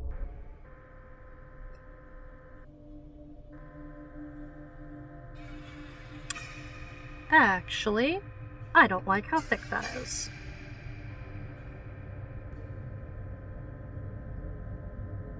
We're gonna use a smaller brush. Eerie childlike laughter plays in the background before the vision cuts to black in the fashion of a camera cutting, ending on an error screen. Once you finish the second night, the same scene plays out. The only differences being that and Bonnie are now looking directly at you rather than out towards the dining room, and the screen instead cuts to the words, "It's me." This becomes a very popular phrase in Five Nights at Freddy's. Night 3's cutscene shows Chica and Bonnie standing directly in front of the player, with Golden Freddy now standing between them, the 3 staring at you with hollow, darkened eyes. That is spooky as hell. This scene ends the same as Night 2's scene. The final cutscene can be seen any time after Night 4. Chica and Bonnie have returned to their original positions, staring at the player. However, the music box animatronic, deemed the puppet or a marionette, follows your center of vision, face to face with you until the cutscene ends how both Night 2 and 3's cutscenes end, with the words, "It's me" in the top left corner of the black screen. Would I be lazy if I just like did one button and then just mirrored it and flipped Another new feature in the sequel are the it? death minigames. After you've been jump scared and you get a game over, there is a small chance that you'll get to play one of 4 minigames. All the games are played the same way, but have different objectives. They all have particular nicknames to differentiate them from one another, based on either elements of the minigames or a phrase present in it. These minigames do seem to paint a bigger picture of the story behind the animatronics and their behavior, but even now, any lore that can possibly be derived from these minigames is heavily debated on in terms of meaning. These games have a similar FNAF appearance is and so playstyle to a complicated classic in terms arcade of its game, lore. kind of like an Atari game. Nothing is The first transparent. of these Everything's games, opaque. named Save Them, has you play as Freddy, who must follow the puppet as it wanders through the restaurant, deceased bodies sitting at the sides of the walls. This game ends cutting to static once you reach a certain room, accidentally touch a body, or come across Golden Freddy, a random event in this minigame.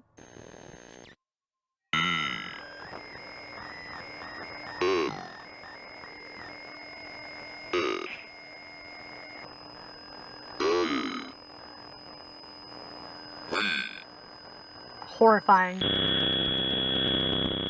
The words "save them" can be heard being spelled out in the background. This game will also end abruptly if the purple guy, a purple man-shaped sprite, catches you. The game will cut to blue static instead of red, and the words "you can't" will display on the bottom left of the screen.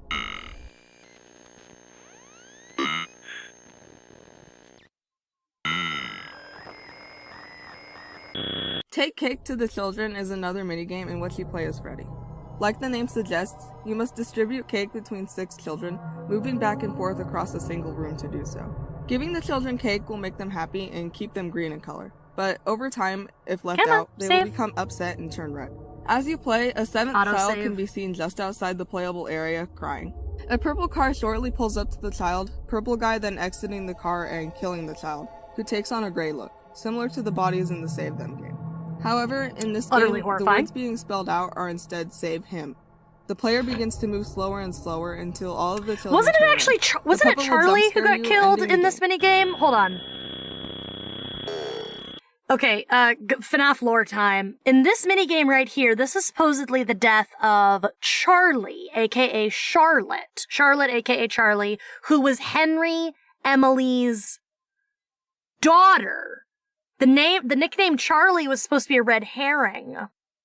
Oh, this just like feeds into my theory. Okay, you guys know how I have this theory that Golden Freddy was originally supposed to be the suit that the serial killer used, and then it was later retconned when the story got more complicated.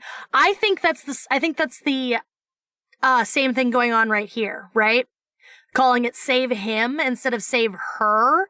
I think that Charlie was originally supposed to be just like Charlie, you know, a little boy, and then got retconned into Charlotte because the lore is so complicated. Scott could have gotten away with that. Oh, it's so funny. Okay, sorry, I'm taking off the tinfoil condom. Does that look good? In the Give Gifts, Give Life minigame, you play as the puppet. Similar to the cake minigame, you occupy a single room, moving back and forth across it to complete a task. You are first given the instruction to give gifts to 4 grayed-out children. After this is done, you are then directed to, quote, give life.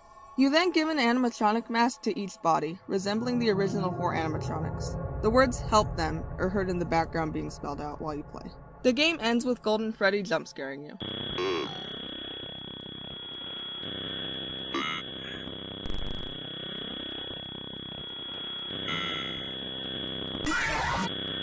The final minigame, Foxy Go Go Go, which sounds like it could be a fake miniseries animation in Ultimate Custom Night, allows you to play as Foxy. You exit Pirate Cove to a room full of children happy to see you, save for 1. You repeat this twice, and on the 3rd repetition, Purple Guy can be seen in the room with the children, now grayed out. The minigame ends with Foxy jump scaring you.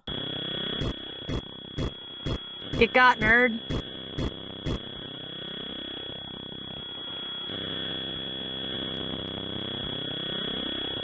Hey, is it just me, or is this art, like, turning out really, really good?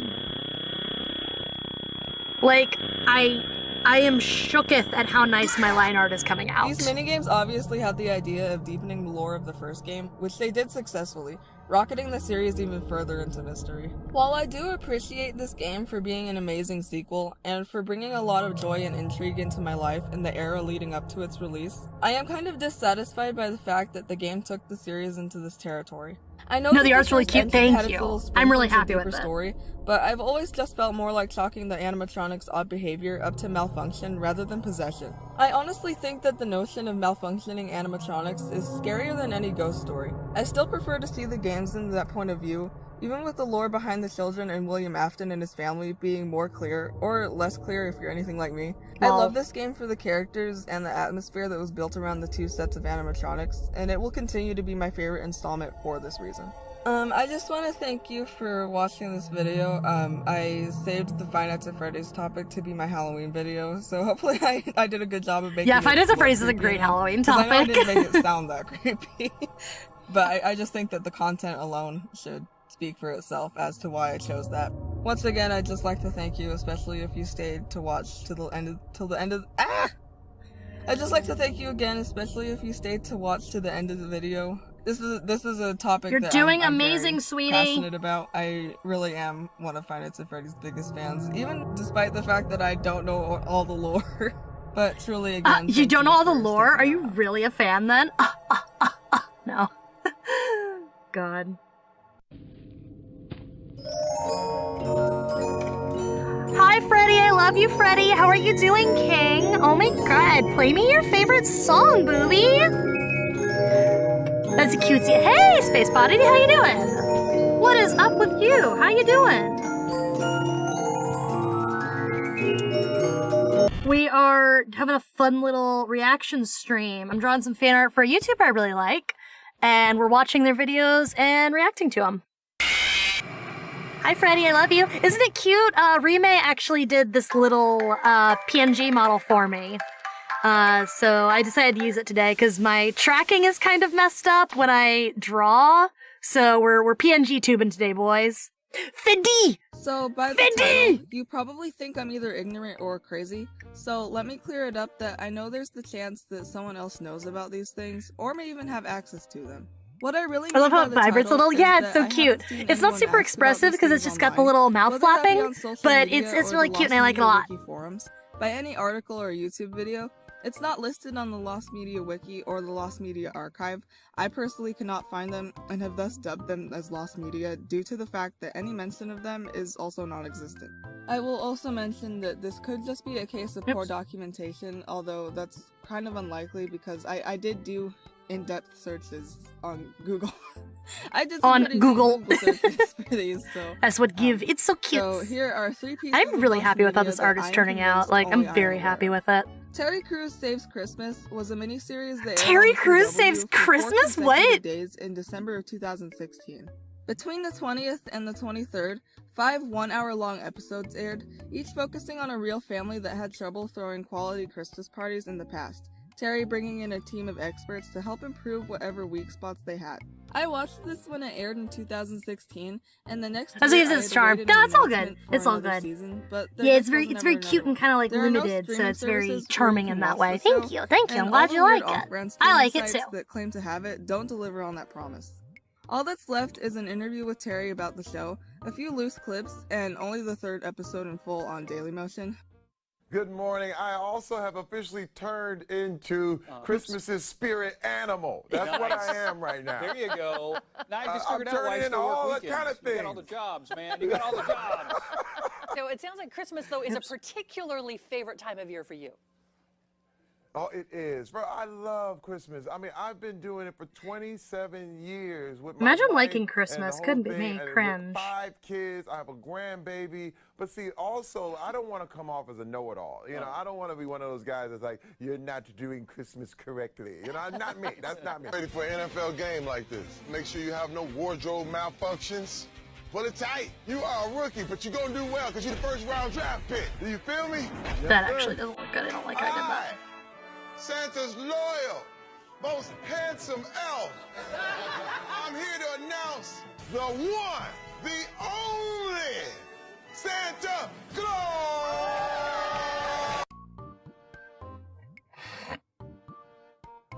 It's also crazy that like something from this recently is considered lost media if this really is lost. It would be a huge help if you could send it to me or direct me to it.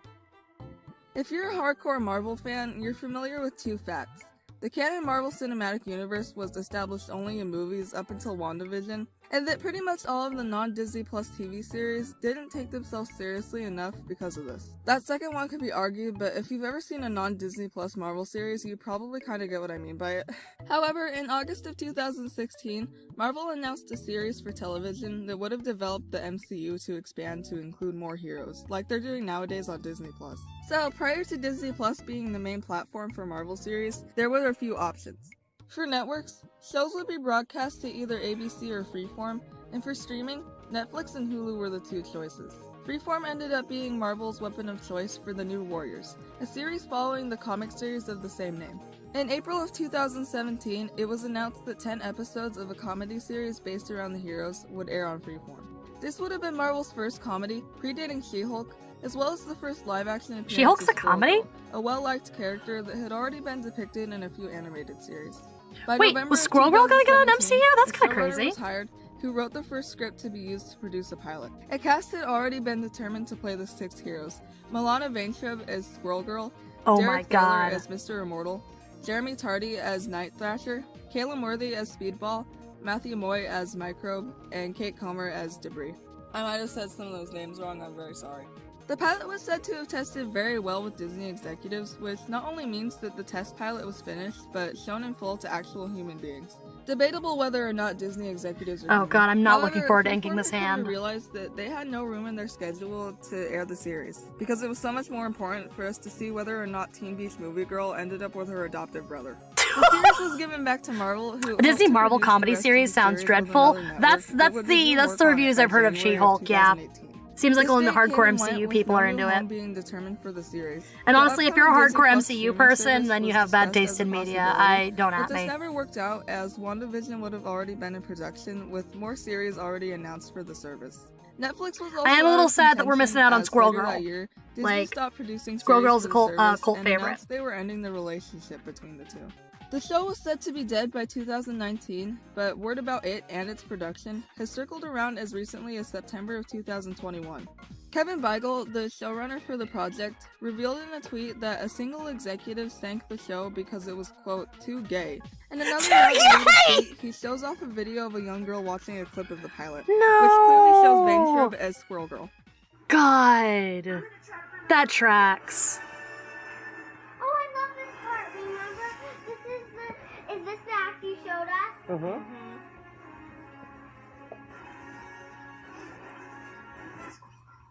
This hand is looking like a clown for sure, hand, but I think but like this in video a might good be of way. his daughter, to whom he's showing his copy of the roughed-in pilot. Even if he owns a copy, though, Marvel is known for being very hush-hush with their productions and possessive of their properties. Yeah, he's which absolutely not means gonna be able that to only leak the it. powers that be at Disney have the final say in whether it gets released or not. And unfortunately, the chances of a leak are slim to none. Yep. I will preface this by saying It's basically that career I was suicide if you introduced to leak. the show by my sister, and she most definitely would not want me taking the credit for finding out it even exists.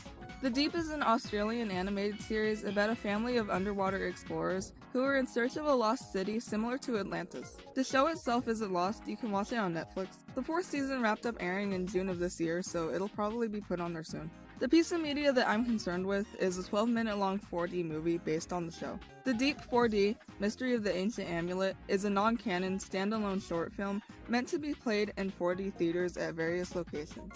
In May of 2018, the film was distributed to be played at the Georgia, Shed, and Texas State Aquariums, as well as at the former Nickelodeon Hotel, the Holiday Inn Water Park Resort in Orlando. She-Hulk did a spoof of the Saul Goodman Georgia ad, and it was Shed most Aquariums definitely a no thing that longer have the happened. film in Oh, their that's lineup, so and the Holiday cringe. Inn's website I'm doesn't sorry, mention like, the any 4D MCU is just experience kind of at all. cringe. You'd have to email them to shake down any extra information. Like, there's and I don't good, wanna like, bother there's some poor good underpaid things soul out for there if you next to like no superhero reason. content, The Texas but State like, Aquarium the does MCU mention isn't the it. It's experience just by so name on its blatant with website, how badly it but wants the your last time money the page was edited and was to announce how that it would much it start wants you to playing buy on its May damn 25th of Funko Pops, you know? So that would be Like, when that's that kind of was what going to be played there. massively turns There's me a off link of to it. learn more about the 4D theater and the movie, but that link now redirects to a different unrelated portion of the aquarium's website. All I could find online are trailers from the companies who created it. That's as really well as interesting. various I wonder clips how that many are like all little less than a minute tie-in long. If you know where ride this film might still be movies playing, like let me know. this Movies are like this also have a considered tendency lost to get media passed down now, from their you know? original intended theaters. Like, Again, hold this on. was kind of a short video. If you have any additional Going off of, like, lost media that was rides and such, I watched a video by Jenny Nicholson, I think, and she covered the, amusement park. It was like a fantasy amusement park that's really, really sad. It's really pathetic. Anyway, the people who did that fantasy amusement park, they had a 3D virtual reality maze experience company before they did the amusement park, right? And they had like custom made virtual reality games for that experience. I really can't remember the name of it right now. Maybe I'll remember it later and I'll talk about it later. But I'm wondering if those games, like those virtual reality games made for that experience, are lost media. Because they made like a Star Wars tie-in game. They made like, I don't know if, I think they did like a Guardians of the Galaxy tie-in game. It was doing really, really, really well. And there was even one of those, virtual reality maze games on Downtown Disney in Florida until Downtown Disney, like, I don't think Downtown Disney shut down, but Downtown Disney is now like 90% shops and, like restaurants now, I'm pretty sure, and not so much experiences and like arcades and stuff. Dude, Disney Quest. Anyway, that's kind of the thing that I'm wondering if it's lost if that kind of thing is lost media. Just got me thinking about that. There's no meat to the MCU movies. I'd be willing to give credit to a film that shoots and misses versus a movie that's literally just product. I agree. That's exactly my opinion on MCU stuff. It is literally just byproduct. Byproduct now. Buy it. This is product. Tony Stark. Buy our fake Infinity Stones to show your nerd credits. I am Mr. Marvel. That's the vibe. That is absolutely the vibe. No knowledge on anything I talked about, leave a comment. Even the smallest leads help. Thank you for watching. I know this that's super one was interesting. Short. I thought about throwing in something that had already been documented on the Lost Media Wiki, but I didn't. Like something less known, but I just felt like that didn't fit in.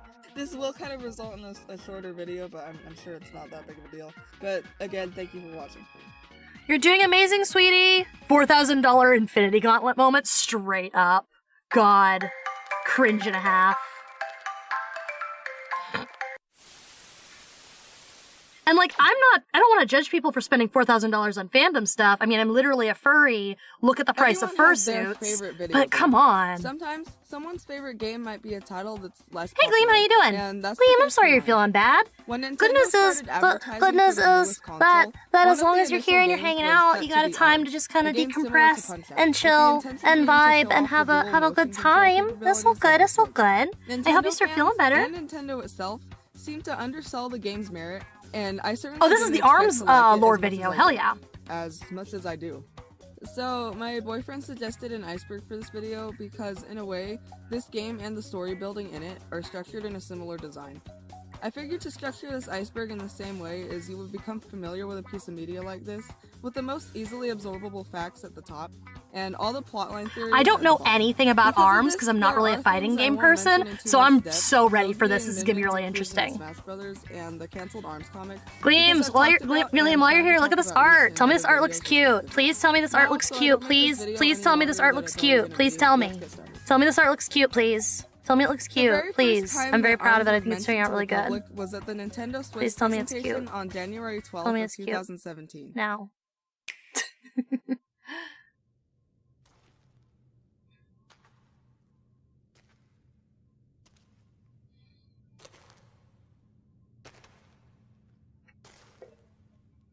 Hella cute. Thank you. I'm glad you like it. No. No, I did it on the wrong layer. It's fine. It's fine. It's fine. It can be on the wrong layer.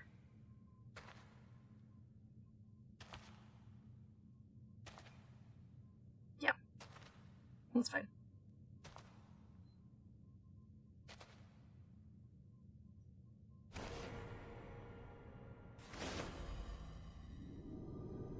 Yeah, okay, that looks better.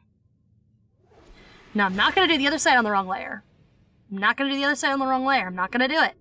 I'm gonna be smart. I'm gonna learn from my mistakes. I'm not gonna fuck it up.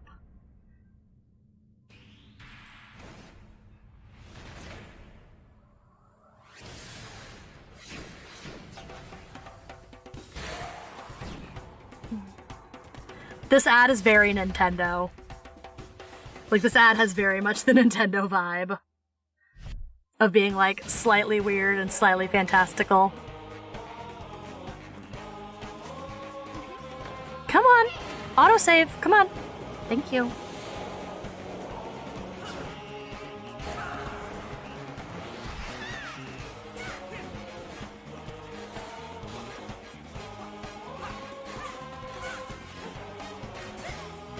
I did it on the wrong layer again! Remember, settle it in Smash. I do remember that. Do you remember the one of the first Splatoon commercials where it was an Inkling like running around and like spraying Tokyo? That was a cool ad. We've got to do a nostalgic ads reaction stream while I'm doing art sometime. That'd be fun. Yeah, it looks good, I think. I'm happy with this.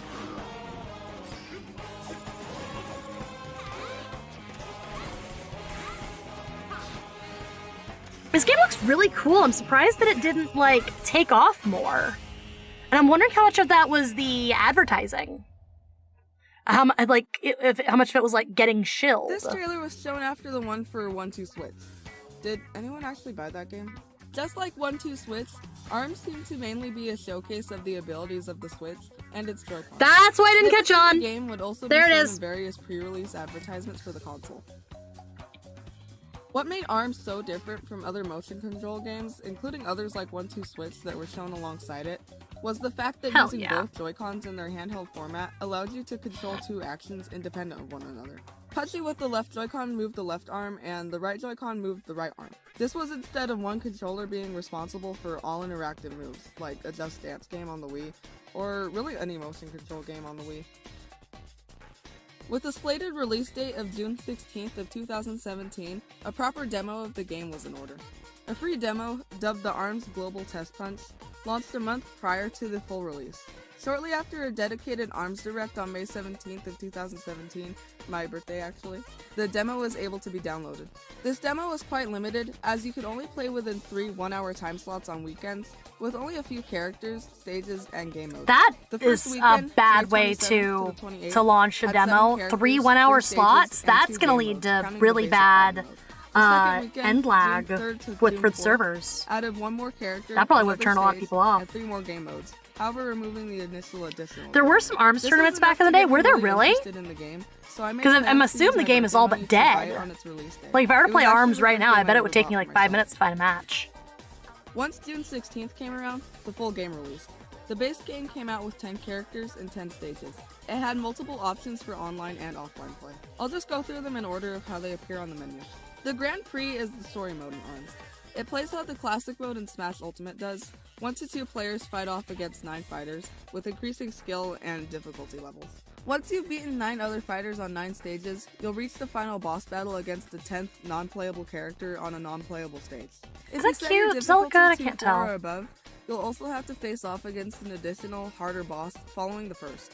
There is I know, some I took story him to off this the mode, which I won't spoil too much of yet, but winning the Grand Prix nets you the championship belt and garners you quite a bit of fame. Another way you can play offline is versus mode. In this game mode, you play Because this is like an online game. This mode features Yeah, I a few actually watched the different finals of options one of for them, not fighters. live, but it was Normal uploaded. fights, Oh, okay. like the ones in the Grand Prix, have you play against 1 to 3 other players. Team Fight pairs you up with a computer or a secondary player to fight against the second team of computers or other players. V-ball is what it sounds like. You basically play volleyball. This can also be played in Volleyball teams. Groups arms, has you that's pretty fighting funny. into your opponent with the goal of grabbing them and dunking them into a basketball hoop. There isn't a team version of this game, but there is one for Skill Shot, where you punch at targets posted between you I think and I your like that. opponent, I think I with like the that idea shape a little of bit beating better. them to breaking them and scoring as many points as you can. Headlock Scramble gives you the objective of battling to use basically an overpowered power-up against your opponents. In Versus, you can also access 2 solo modes. 1 on 100, which is basically Century Smash, pitting you against 100 enemies, and Arms Test, a mode where your selection of arms is randomized each round. All of the multiplayer modes in Versus can also be played in ARMS online game mode, Party Match. This game mode functions as a lobby for online players looking to have casual fights for fun. The matches in this mode contain all the gimmicks and items that can be played with in Grand Prix and Versus. ARMS also has a ranked mode, which you can only have basic fights in, with no items. It also has options Fox to lobby up only, with friends, no both items, local final and online. destination. The last option of for ARMS. gameplay is a training mode where you can hone in on specific skills. Like any fighting game with multiple characters, the backgrounds and stories of the characters and arms are very important to the bigger picture of the game. ARMS gets into brutal specifics with its characters, with each one having their own distinct story, personality, and nationality, their own stage, and 3 signature arms. Starting with the poster boy of the game, Springman is a 20-year-old young man and the newest face in the Grand Prix. He is a human character with light blue eyes and similar light blue hair, coiled into a spring shape. Wait, are there non-human characters in this game? He wears predominantly white and pink clothes in an athletic style. His arms are metal coils. Trans His rights dream and his colors. main drive behind his participation is to defeat the current champion, Max Brass. The nationalities of the characters are never explicitly stated, but are heavily hinted at in terms of context and backstory. In Springman's case, it can I just spilled Mountain Dew all over myself. Based off his appearance, speech, and behavior. He kind of has that attitude of cockiness that other cultures attribute to being American. Yeah. His stage is the Spring Covered in Stadium, Mountain owned Dew. by I'm covered in Springman's Purple affiliation, Plum or the whatever it's Springfield. called. His preset Purple arms are the Thunder. Toaster, Yeah. Boomerang, and Tri-Bolt. Thank you for licking it off. Predominantly featured in trailers and I'm sorry you're having advertising issues with your materials. ex, Ribbon Girl Queen. is a 17-year-old pop star I hope whose that bubbly gets better for you soon. I hope that you don't have to deal with it anymore. Because, like, from what I know about that situation, seems like she was the one being shitty and toxic to you. So the fact that she's trying to, like, turn it on you so she can not be the bad guy is just extra bad and is bullshit, and you don't deserve that. And I'm very sorry you have to deal with it. Owned by her affiliation, Robotic Records. Her 3 arms are the Sparky, Popper, and Slapamander. The third playable character, and my personal favorite, is Ninjara, a 21-year-old college student studying to be a ninja. His background with his affiliation, Ninja Man! He's cute, I like him! Suggests that he's Japanese, another detail to support that being his voice lines. Short Japanese phrases. His participation in the Grand Prix has the purpose of being his... Oh, good, no, I'm going back to therapy. Good! Therapy is good. Therapy is important and good, and I'm glad you're doing things to take care of yourself and your health. That is very good, very smart, and very mature of you, and I'm really glad that that's something that you're going to do to invest in yourself. That's very important. Characters. Master Mummy is a large buff mummy with dark purple A skin large and red buff eyes. mummy, His body hell is wrapped yeah! in white bandages. I named Min Min. Which one's Min Min? I don't know which one that is. I don't know anything about this series. There aren't a lot of other clues to him being Egyptian or any other specific nationality for that matter. His desire to compete He's just comes cool from wanting mummy to find guy. his lost family, with the hope that they'll see him competing and come find him. Both his I'm sure that's exactly. It's a deep dive. I'm liking all these characters so far. This is very, this has very much a very good aesthetic that I'm fascinated with. Widely known character. Min Min! She's 18 and works at her parents' restaurant, Nintendo Noodle House. Nintendo! She's competing in the Grand Prix with the intention of promoting the restaurant. Her nationality is a bit confusing as she's got both elements of Japan and China in her characterization. For example, her dragon motif and the written language in her stage and as her signature have the look of a Chinese influence, but the whole idea is that she's based off ramen, a Japanese cuisine. But at the same time, one of her voice lines is her saying lamian, the Chinese version of ramen. Her stage, the Ramen Bowl, has a theme that sounds to be based off of typical or stereotypical scores in Chinese media, so I really think she's Chinese. She has white skin, green eyes, and blonde hair and a short bob, which appears to be made out of flat noodles. Her arms are also made out of noodles, with her left one turning into a dragon when charged up. Her athletic clothes are mostly orange and green. Her 3 arms are the Dragon, Megawatt, and Rom. Mechanica is the first character in the roster order to be fully human, with no arms ability. Instead, she mans a yellow robotic suit with extendable arms. Oh, she has like a robot! She's a 15-year-old with a similar skin tone to Ninjara, with brown hair and purple eyes. Her story establishes her as a lifelong fan of the Grand Prix, but as someone without the arms ability, she opted to build herself a robotic suit out of the scrap metal found in her stage, the scrapyard. This also serves as her affiliation. Her dream is simply to compete, which she overcame great odds to do. Her standard arms are the revolver, So basically there's rammer, these, and like, meta-humans, almost. Twintel is the 7th character in the roster.